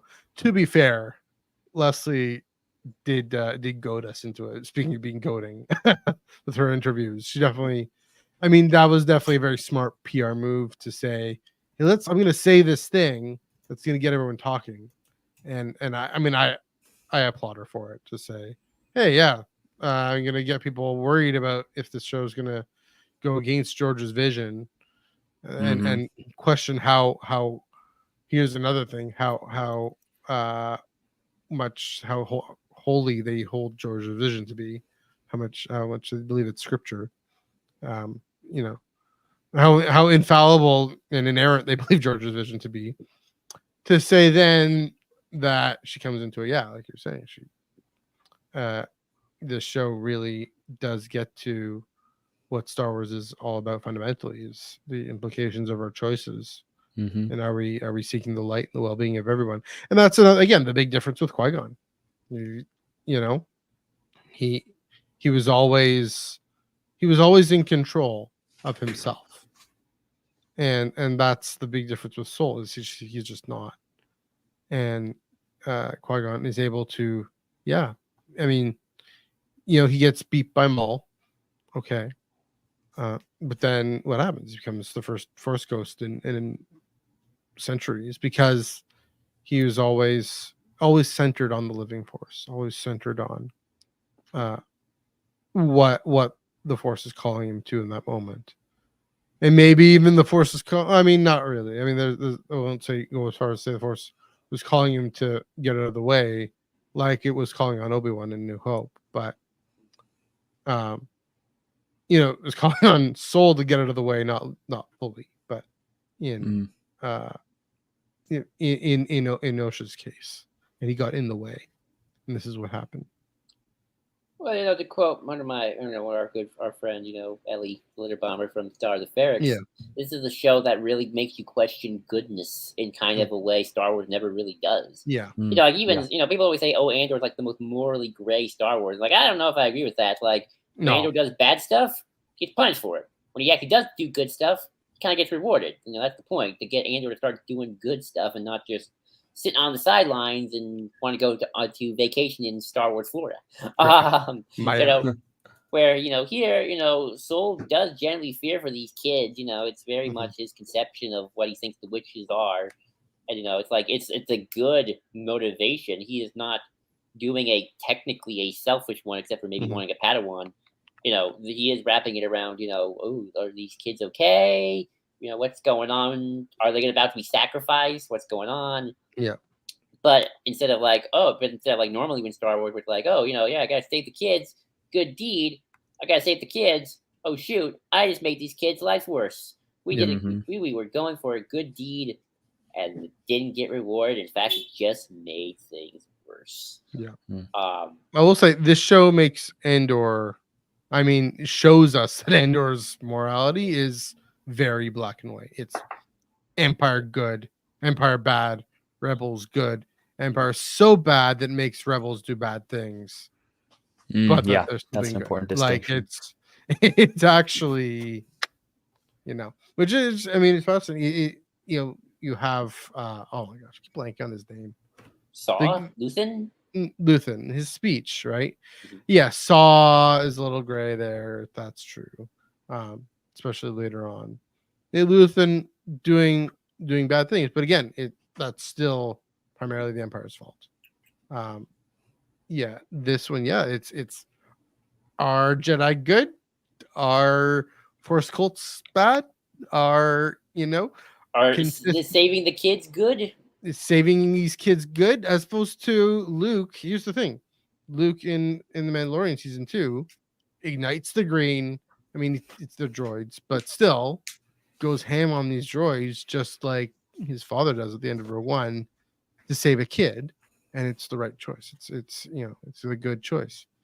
Here, Soul and Torben probably want to go ham, or are willing to go ham on these witches to save these kids, and that's what ends up in trouble. And so, here's a Jedi good, Force cults bad, Sith sexy. Like even there, right? It's that was playing with people's letting people suspend their moral disbelief a little bit too. That's something this ending is going to do a little bit. It's going to help us cheer for the bad guy, just like with Darth Plagueis, for example. Yeah, that's So just that moving on to that question, then is, am I going to be disappointed if Soul doesn't get redeemed somehow? Maybe, but if it's dark, it can still be satisfying. Yeah. Right. I'll wait for that. I'll wait for it. I want to point out this. Yeah, I'll wait for that. But one extra thing I thought about Soul, by the way, which I really appreciate and really liked, is that after he killed Mother Anastasia and Coral's about to go, try to strike him, I do love how by the end he puts away his lightsaber. It's like it's all just defense at that point, right? Did anyone notice that? Like, yeah, he's like, I just thought that was neat. That, like, he's definitely He kind of reverts back to his Jedi ways, like, oh shoot, back to kind of the Jedi don't attack unarmed. Yeah. Which I thought that was nice as well. But no, you're right. Let's see. First time for everything. I'm just kidding. Oh yeah, first time for everything. Kidding. Did we want to talk any more about the versions? I mean, we kind of went through that already, but I think we kind of went through the episode in general. So I guess I'll just continue where I'm about to leave off in terms of satisfying. That is an interesting question about satisfaction, and I guess in some ways satisfaction is half subjective. Obviously, and I say half subjective. Like I can still say you could have an episode 4 situation where it's like, oh yeah, the editing wasn't great. Like, what happened here and stuff like that. But in terms of like the thematics of it all, I do wonder if like there's almost a little bit of that intentional. We want it to be unsatisfying, and not like we made it bad kind of way. And obviously that's the part we can't debate. Like, oh, with this tight or with this, did we breathe here long enough, that sort of thing. But in terms of like, again, like Matthew said, you want maybe Soul to redeem himself. It's like maybe we want to give Soul an unsatisfactory death, or if it is a death or an unsatisfactory, or end, go to the dark side, go ham, go to the dark side. I mean, that's what happened with Yord. In some way, and Jackie too. Yeah. And Yord didn't even go out fighting. His neck was snapped, and it was an unceremonious death, and that was used to represent how the Sith, the stranger, sees the Jedi. You could just kill him like that. What was its name? Jackie, what was its name? Brutal. Yeah. We're still Yord Horde, by the way, here at Iron Cannon. We've never stopped being Yord Horde. Your tour. And even then, Headland, in an interview, I think, or I've been talking to somebody on a Discord server, talking about like, we wanted Jackie and Yord to be these really likable characters in the first more or less 4 episodes, and I guess we'd say 2 out of 3 they did a great job. Because we never had a long-term plan for them. There was never like we could probably do something. Like, nope. We plan to kill them from the get-go from episode 5. She Game of Thrones us. Exactly, Fair. And I do, and this, in a weird way, kind of compared to Andor a little bit. People say Andor is the Game of Thrones of Star Wars.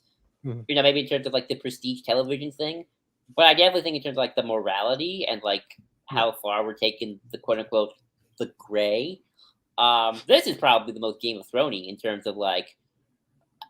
I'm not saying like, oh, Sith good, Jedi bad in a sense, but like Soul is this really likable guy at first, but now look at him. We kind of have a I don't want to say like a tainted, well, maybe a little bit of a tainted view. I know some people who are still like, not like anti-Soul all of a sudden, although I'm sure some people are. More than that's Twitter for you, but the ones of us who have nuance kind of no longer see like this Qui-Gon 2.0 character anymore. Chimera obviously still evil, obviously. Well, Qui-Gon's shadow, and that's. I mean, I see why he was inspired by him, like the wannabe Qui-Gon. Yeah. But again, is it kind of gonna leave?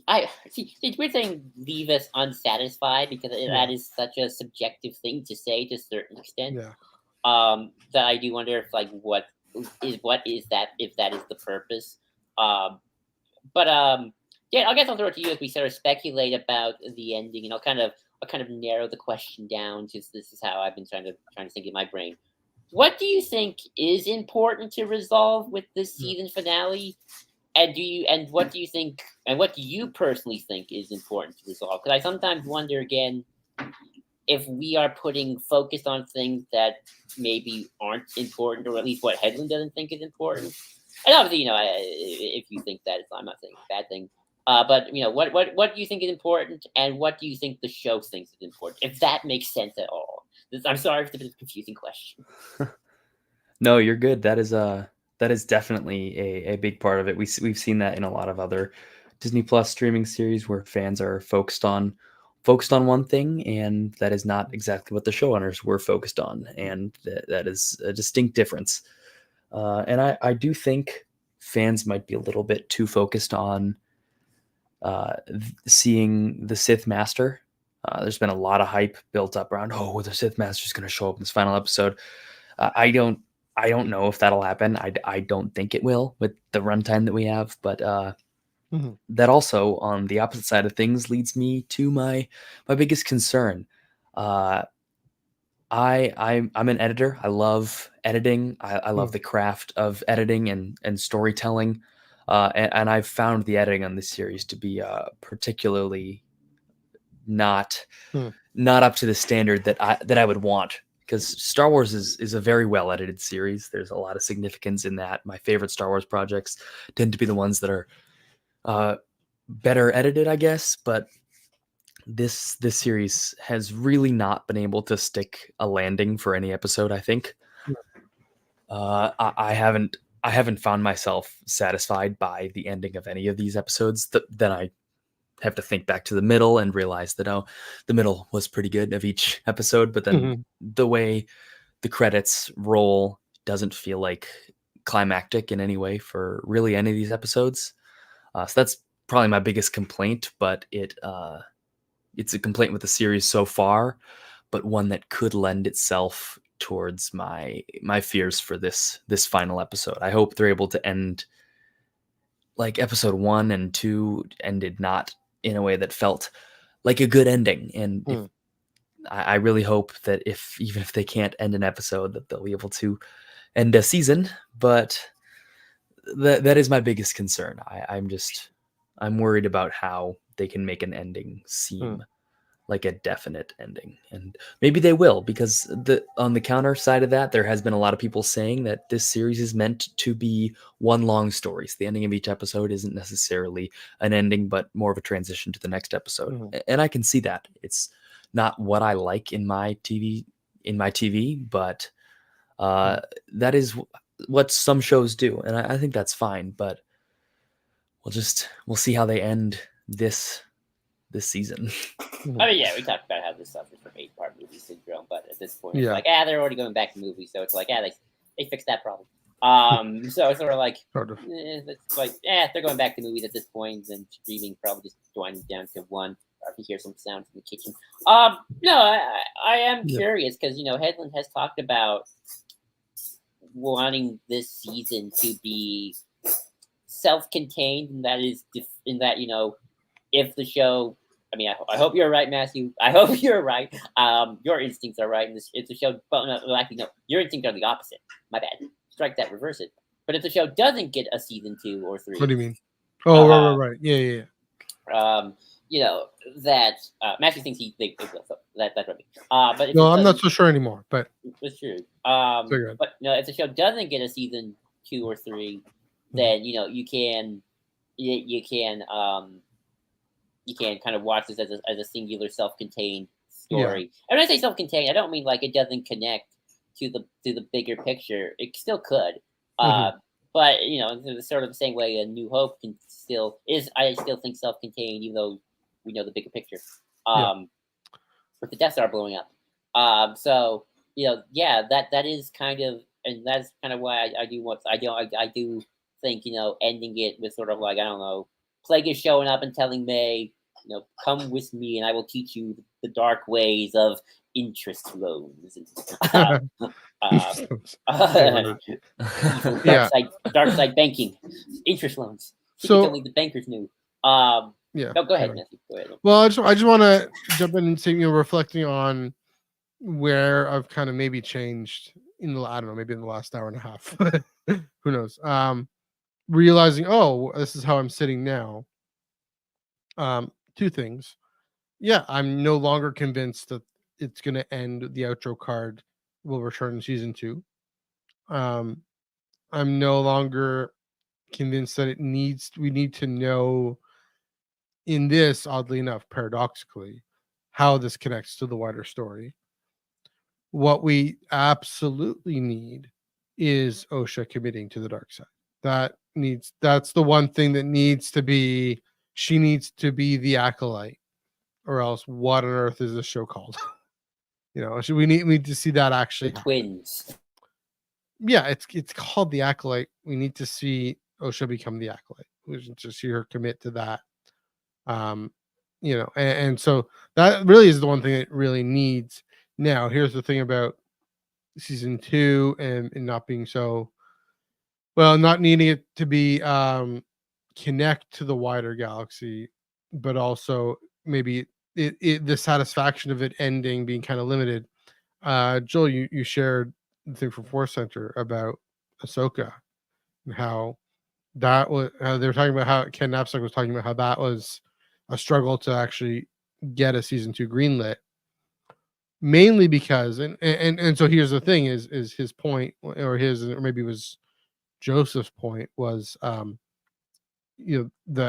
you end the show not that satisfied, primarily so all of us in the podcast area will take to the internet and say, give us season 2, give us season 2, give us season 2, if they know what's good for them. They brought up, of course, the tragic case of Willow, that did try to do that and then didn't succeed. Literally the books there, right? In Lucasfilm. This is not even just Mouse House generally, this is Lucasfilm. So I don't know. Now my mind is going in that direction because they make a good point and they know the industry better than I do. And so to say, yeah, what kind of dissatisfying, limited satisfying. I will say the ending of Ahsoka. Well, no, the ending of Ahsoka wasn't satisfying at all. They're still separate. They're in different parts of the game. They just switch. So obviously they did not finish that story. I suppose with Kenobi, where they completely finished that story. We do not need a season 2 of Kenobi at all. I don't want one because the show's done. The story's done. You could, but we don't need it. I think we do need a season 2.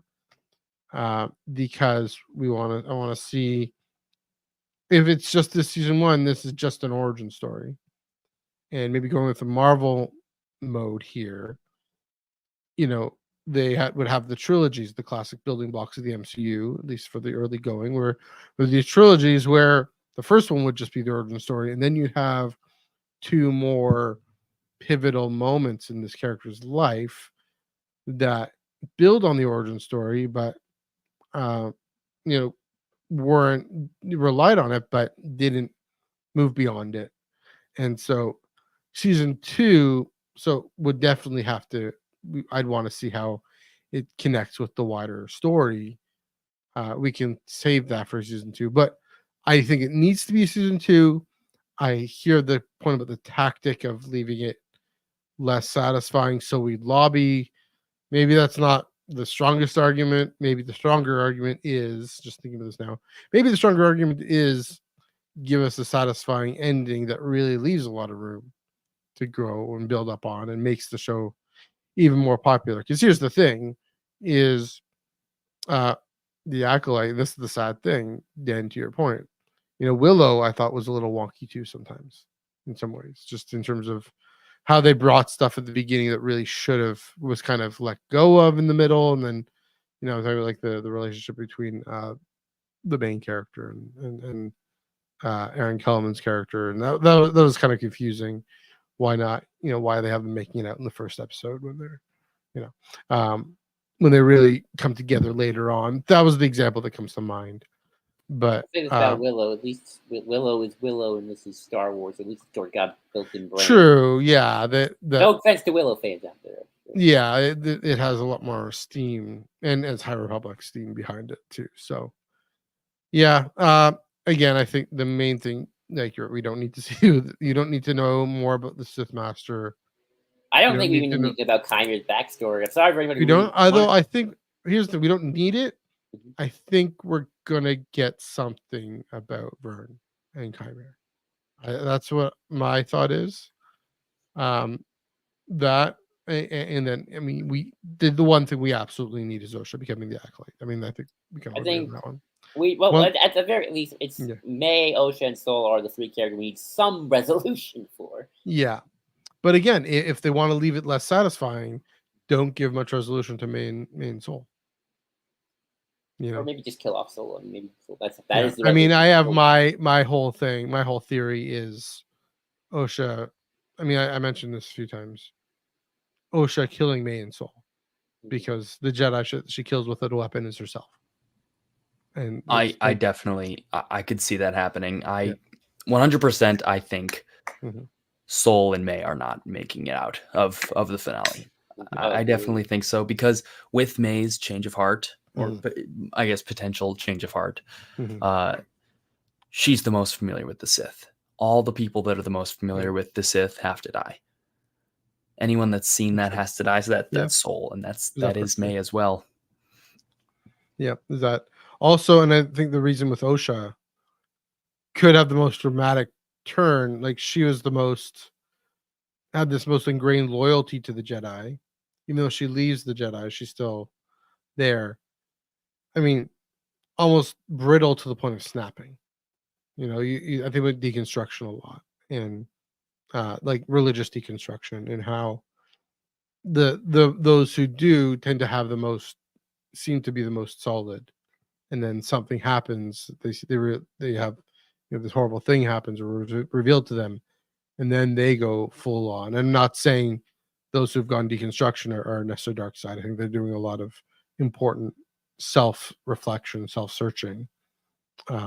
But in this case, with Osha, I can see that happening. I can see her reaction to this story that Sol killed her mother, that Sol and Torben rushed in to control her life. And yeah, the thing Hymir says, that this attachment that you were seeking with Sol, that you had with Sol, like unbalanced, unequal, and you serve me, and I will give you the power to save your wife from certain death. Give you the power to pursue what you want. It will help you find the power to pursue what you want. The thing that she's always wanted. So yeah. So to add to that point, I was just thinking about this, and I forgot to mention this really early, but I forgot. But I should do it now. It's called choices. The only people who don't get choices, Mae and Osha. They don't really get any choices in this episode. Yeah, their destinies are kind of defined by different organizations telling them who they are. And I do wonder if that. I mean, that's another thing about Osha's fall. Like, does she think she's making an independent choice finally? Maybe she is. Maybe this is truly an independent choice in this matter. I mean, well, here's the thing: is that she was given one by her mother, like she does. I mean, it's not a fully independent choice, but it's taken into account. She was gonna have her wish granted. I guess, and that would have changed. Now it would be promised. Yeah, as to your point, as Chimera saying, or the stranger saying, yeah, fully independent choice. Here you go. Yeah, because I was about to say, well, would she have made the same choice again if she heard what happened that night? And oh, probably not. I don't know. Probably. Yeah. So there's that as well. I'm trying to think. I had something I want to say about the endings. I mean, it's possible, how it might end that way, because you're talking about the ending of the episode. During God of Ferrex episode, like I think a lot of the reasons why the episode ends kind of the way they end, why episode 4 ends the way it ends, is because if I'm a big business exec, I'm like, that's perfect. More people are gonna want to tune in. Like, I don't want people to feel like, okay, I feel good not tuning in next week. I saw a complete story, and I like Doctor Who, and like, okay, I don't like that's kind of weird. Like, here's a kind of a weird example. We sound like we're here. like during Doctor Who, Mhm. like every episode was more standalone stuff. So like I kind of lost the plot a Yeah. couple episodes in. Like okay, like there's no big cliffhanger. Like I mean they do the Doctor Who like who's the thingy and the mystery and thing, but like every episode's self-contained, standalone. Yeah. Like eventually like I don't want to watch it next week. I can Except wait later. Star Trek: Strange New Worlds is also very self-contained, and it's going gangbusters. So maybe they just have it Well, wrong, right? maybe. I mean, Or I mean, I've heard Paramount's kind of going downhill, so I don't know if it's going gangbusters with the. well, Paramount, there's some internal things going on there, but as a show, yeah, it's gangbusters. So, I mean, I don't know about ratings wise, but I don't know. I never hear anything about. I think I'm my guess would be the ratings. Anyway, the point being, maybe this show goes too far the other way. It's possible. I mean, Insisting Mandalorian certainly on did.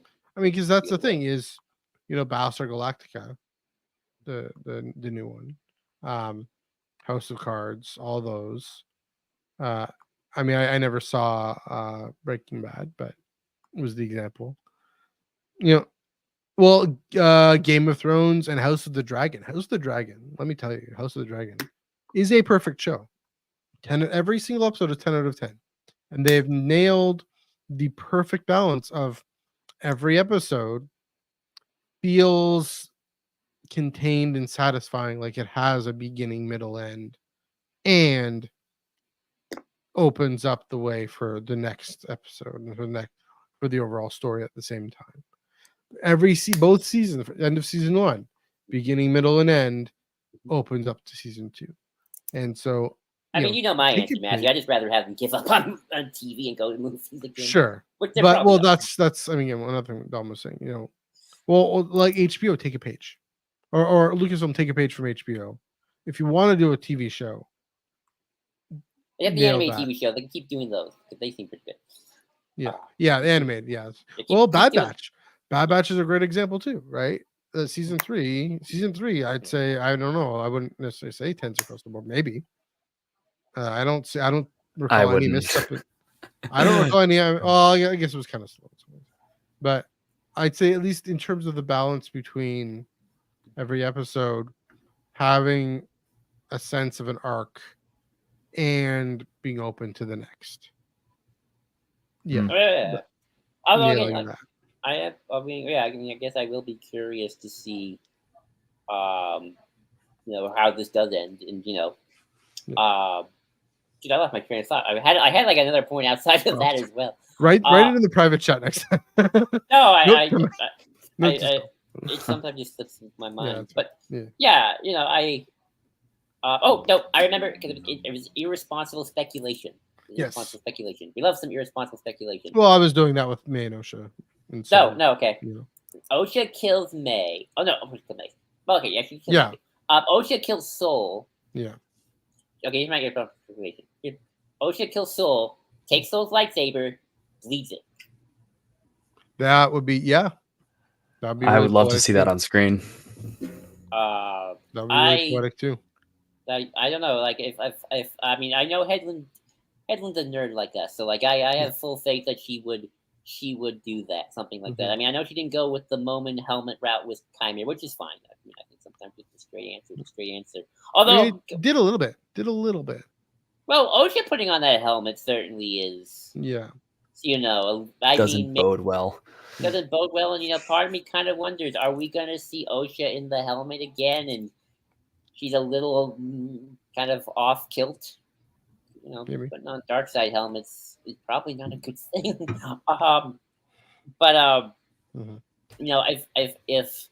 If there is a lightsaber to be bled, I think Souls is like the most obvious one to do it with. I agree. That is my irresponsible speculation. Don't go in hoping for that, but at the same time, I don't know. Headland is certainly not above that. I mean, I'm still on team that with Brendok, not Brendok. Yeah, Baldenik. Yeah, too mixed up. Yeah. If that happens, I'll bring up the Charles Soule Darth Vader issue. I'll put it in one of these slots for next week. You should. If you have any irresponsible speculation, just go ham. Like we're here. It's the second to last episode. I think we all get one. Oh, I'm so down. Game show. I think that did you guys see the Vernestra outfit reveal? Yes, I the did. cope. That was very churchy, by the way. I think we are going to either see a funeral or a Senate hearing. Interesting. Maybe both. I think we and then I do think that if we're talking irresponsible speculation, I think Leslie has been a little coy, and I think we will see the Jedi Council. Yeah. I think Yoda, to get around the Yoda issue of portrayal, I think Yoda might be a hologram, and that explains her comments of, "Oh, Yoda won't be in it." Because he is a hologram in a chair or something like that. Or he's off on a ship training younglings again. He's off on the Star Hopper too, I guess. Why not? But yeah, I think we'll see. Irresponsible speculation of mine is I think we'll see the council and the Senate. I've never truly believed that we wouldn't see Yoda. There's just something about That's what I think. Yeah. that has always kind of been my really. Yep. I agree. Come on. I mean, that's what we had with Phase 1, right? I mean, we guess we got the DJO comic, but yeah, even then he wasn't fully in it so much. He's in issue 1, 2, and that's it. Yeah, but yeah, then into at the end of Phase 2 or end of Phase 1, and then lots of Phase 2, bunch of Phase 2, and then back in Phase 3, Shadows of Starlight. Maybe we'll see Yaddle. I wonder if they'll be her. She'll be CG or a puppet. But definitely BDH, voiced by BDH. Yes. That'd be great. Did a great job. Matthew, I'll ask you, what is your irresponsible speculation? So as opposed to my responsible speculations from before. Yeah, if you want to just go ham for just one. I mean, honestly, I think the whole Osha with Mae and Soul. I don't know if that is responsible or irresponsible or not. I don't know. That's pretty responsible. I'm talking about Plagueis. Irresponsible speculation. Chimera was one of Vernestra's Padawans. That's yeah. I mean, that's what everyone's. Here's another wild thing. So here's another thing. This I actually don't think is going to happen, but I just want to get this in at the end of the episode. By the way, to the Knights of Ren theory, I say this. I'm sure other people have pointed this out. That the Kylo Ren theme, the music, does come up in especially even with Coral. I think in the last episode when in the duel, and I think even when Kelnaka with that duel too, which of course is with Coral's influence, but or whatever. I can't sing it right now, but dun, dun, dun, dun. Yeah, that would be disappointing. That would be a red herring, but I actually don't want that to be the case. But I mean, Leslie has said apparently that the presence of the Kylo Ren theme will be somehow explained. I don't know what that means, but there's been allusion to that. Snoke. Please. Plagueis is they're gonna Heavy's gonna do nope, Plagueis was Snoke the whole time. And, as a huge Snoke fan, please. Snoke is I mean, we already memories of Plagueis's body, but Palpatine messed it up. You had to have cloned him from somewhere. Right. He's part Palpatine, part maybe Luke's hand, part a billion other things. Yeah. Exactly. Dark science, man. Secrets only the Sith knew, and go read it on Brighton. I haven't used this one in a while, so I just felt like doing that. I like it. Yeah, I guess okay. One more, but somewhat more responsible speculation. Because Headland has talked about this, and it kind of goes back to some of my notes again. I do wonder though if the Virgins, the twins born thing, because Headland has talked about this, seems important. Will be talked about, and I wonder, Matthew, if in some way that is how this connects. It's not about if the Jedi are going to be more entwined with the Senate. It seems pretty entwined right now, quite frankly. This is more how I don't like doing the whole episode 3.0999 thing too much. I think it kind of takes away from storytelling and what we can do. But this series does have kind of an episode 0 vibe-ish to it. Yeah. I must say, Yeah. and I do wonder if how this connects to the bigger picture. Mhm. Also being standalone, of course, is the Virgins, is the twins' birth. But again, Yeah. I said this in episode 3. It's very Plagueisy, very manipulate the midichlorians to make. I've got a Yeah. theory about that, Yeah, go ahead. which is that so the big question is, Mhm. how does Kymir, the stranger, know about what happened on Brendok? Right. How does he know? And it could be possible that the Sith have a history of searching for virginses and trying to channel their powers for their goals. So it's quite possible that if, let's say, Kymir was a young Sith apprentice to whoever the Sith Lord is, and they were investigating.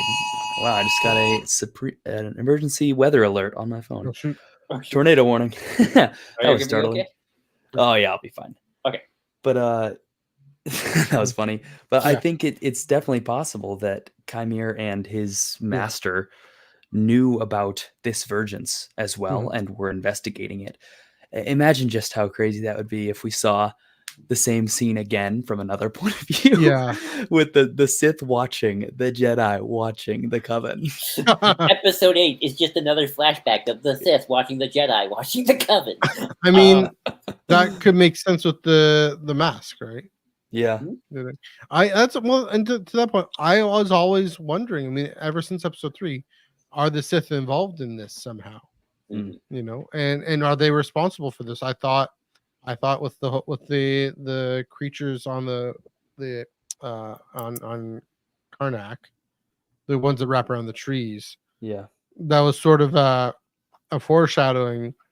You know, Osha disturbs them, and therefore a greater evil has to happen.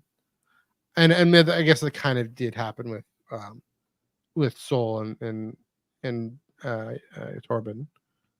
But I thought it was that the Jedi disturbed the nest, disturbed the Coven, and then the Sith swoop in and really create the disaster. I don't think that's what happened, but yeah, to see them being involved somehow, yeah, I can definitely see that. I wouldn't be surprised if the final episode actually does take place on Brendok, honestly. I think in some ways it maybe should end where it truly began. Yeah. But in the present, which would be cool. That's a good idea. Which would be cool. Like I don't know, like I'm kind of thinking about like okay, how like I'm just trying to think of like logistically right now. Yeah. Like okay, but Kymir does it, but then again maybe May knows about Baldemnik, so maybe like hey, gotta go to Baldemnik, gotta go here. And then it's like they go to Baldemnik, but that depends on how May is. Or Osha says, "Hey, Soul, meet me on Brendok." Yeah, true. She might. That's what I think is gonna happen. Like that. When I just want to back up a little bit to say, when I mean connected to the wider story, I mean the thing. Yeah, that would be interesting if it was the Virgins, generally in this kind of tangential connection. That at least maybe that's as much as they'll reveal in this season.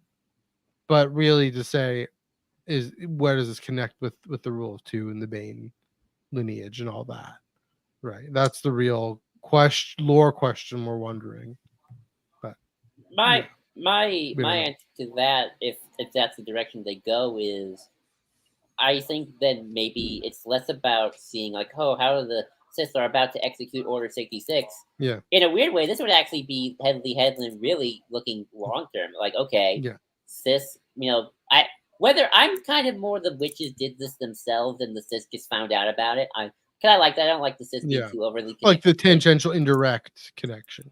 Yeah, like I just meant is like the thing we're all wanting confirmed, and then I think to your point a little bit, you can imply we want it too much. We want this confirmed.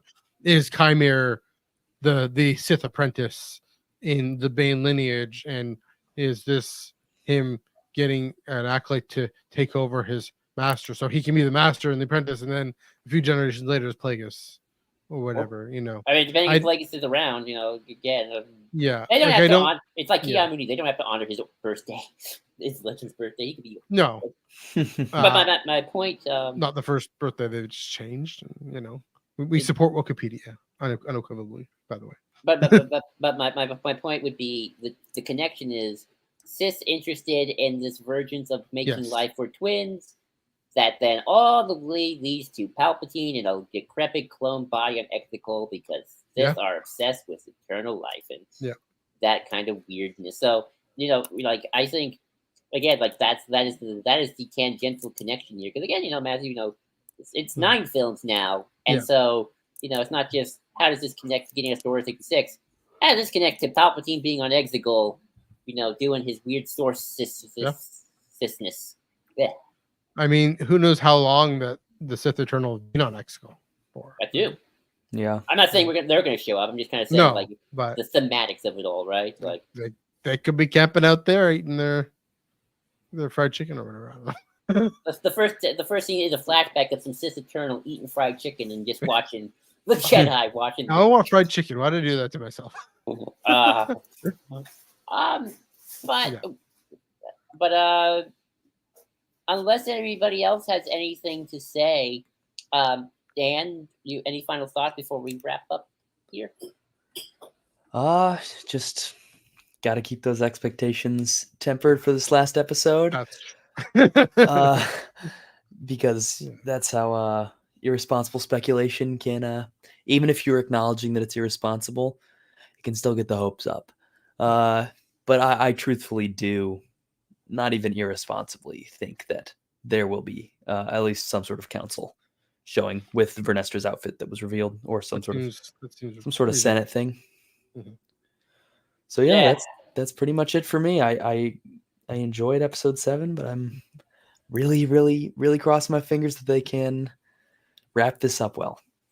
Me too. I hope so. I think if 7 and 8 are strong individual episodes on their own merits for sure, I think that can do a lot of good for the season or series. Yeah. I hope it's season as a whole. And season 2, like maybe season 2, maybe things with Disney Plus change, that they'll change their format a little bit. That'd be nice. I mean, love to see them try to get more seasons out of some of these shows.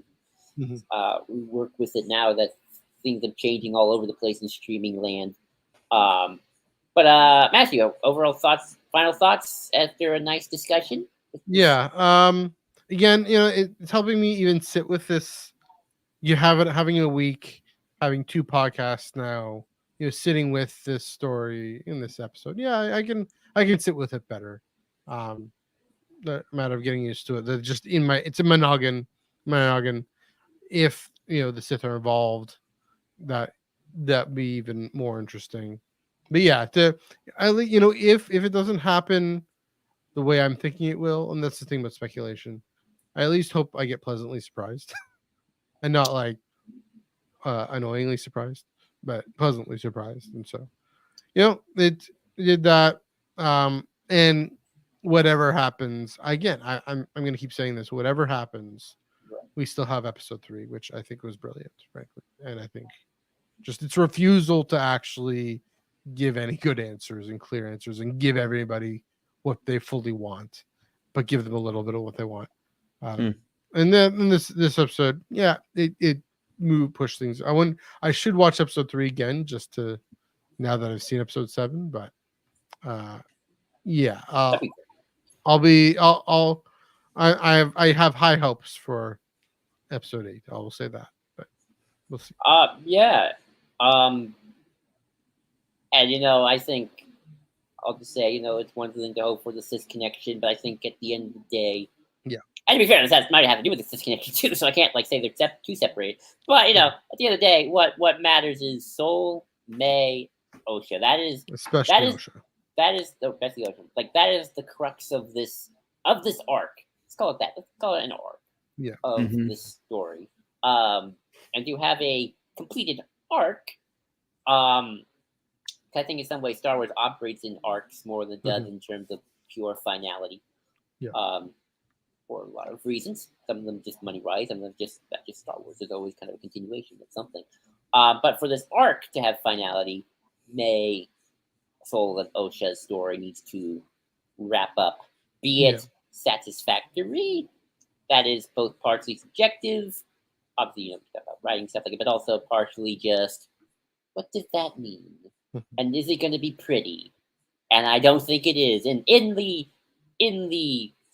people are probably going to die. Yeah, but could be again, could be dark but satisfying. Oh yeah, obviously. But yeah, I think we should wrap it up there. That was good. We hit the 2-hour mark already. Yeah. Yeah, just over 2 hours. It was good. Great discussion, great conversation. Thanks everyone for watching. Thanks for joining us in the comments. Sorry we couldn't really get to the comments, but they look pretty pretty substantial. So thanks for chatting away. Maybe I'll get to a little bit here just to show what we got here, Never experienced the dark side. Yeah, that's a great point. Just it's different and weird. I broke for Torben. Also, one last thing I forgot to say is Zendara, she is sensitive to this other group. She's like, oh yeah, they have many cultures. She's aware of different ways, and so wasn't. Torben blaming himself. Well, that Mae's misquote. Yeah, the good intentions. There it goes. Nimbaramaths. Yeah. Yeah. So we'll see. We'll see. I mean, that's the thing, is that they have to protect the facts. Cool. So, anyways, a good place to wrap things up. So yeah, again, thanks for everyone for joining us. Let us know what you thought about our conversation. Let us know what you thought about episode 7 choice, episode 7 of the Acolyte. The comment boxes ain't going anywhere. The box comments and social ain't going anywhere on Facebook and YouTube and Twitch. I guess the Twitter stream didn't work. That's fine. Whatever. I don't know why. It is what it is. So yeah, please do comment below, and also please do give this video a like and a share, and subscribe to the Star Wars Underworld YouTube channel if you haven't already. You'll get the Tractor Beam on Wednesday at 6 p.m. Pacific, 9 p.m. Eastern. You will get the flagship talking about the finale Thursday, 9 p.m. Eastern, 6 p.m. Pacific, and check out Hannah's channel, The Race Side, Tales from Beyond the Galaxy, everything we're doing here on the Star Wars Underworld Podcast Network. Dan, thanks for coming on again. Another great conversation, another really in-depth diving in, and lots of food for thought.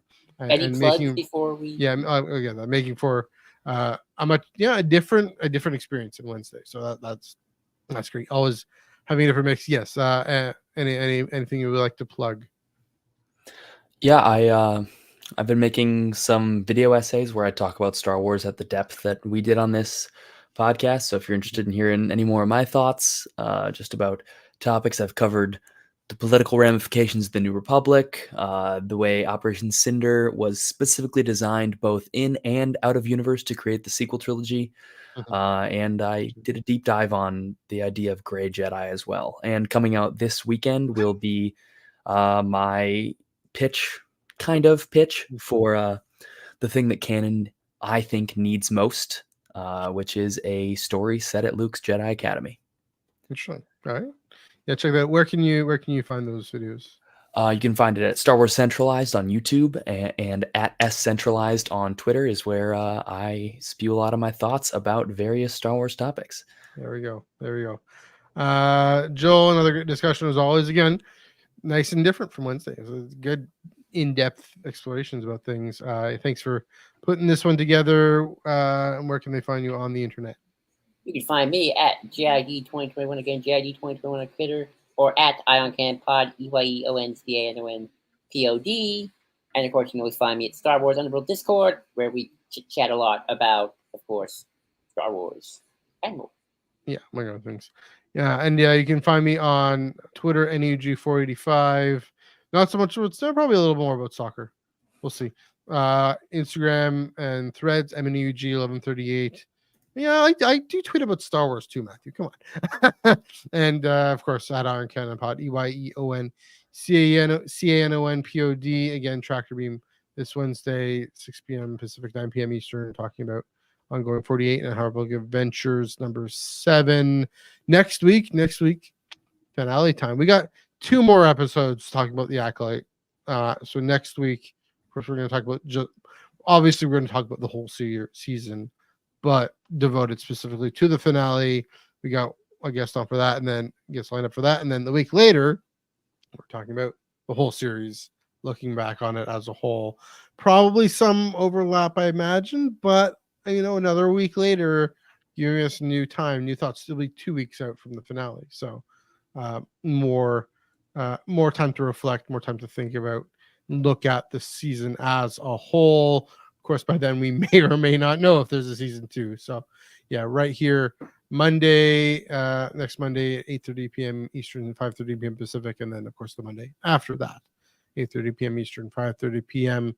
Pacific. But until then, Dan, Joel, let's blow this thing and head home for light and life.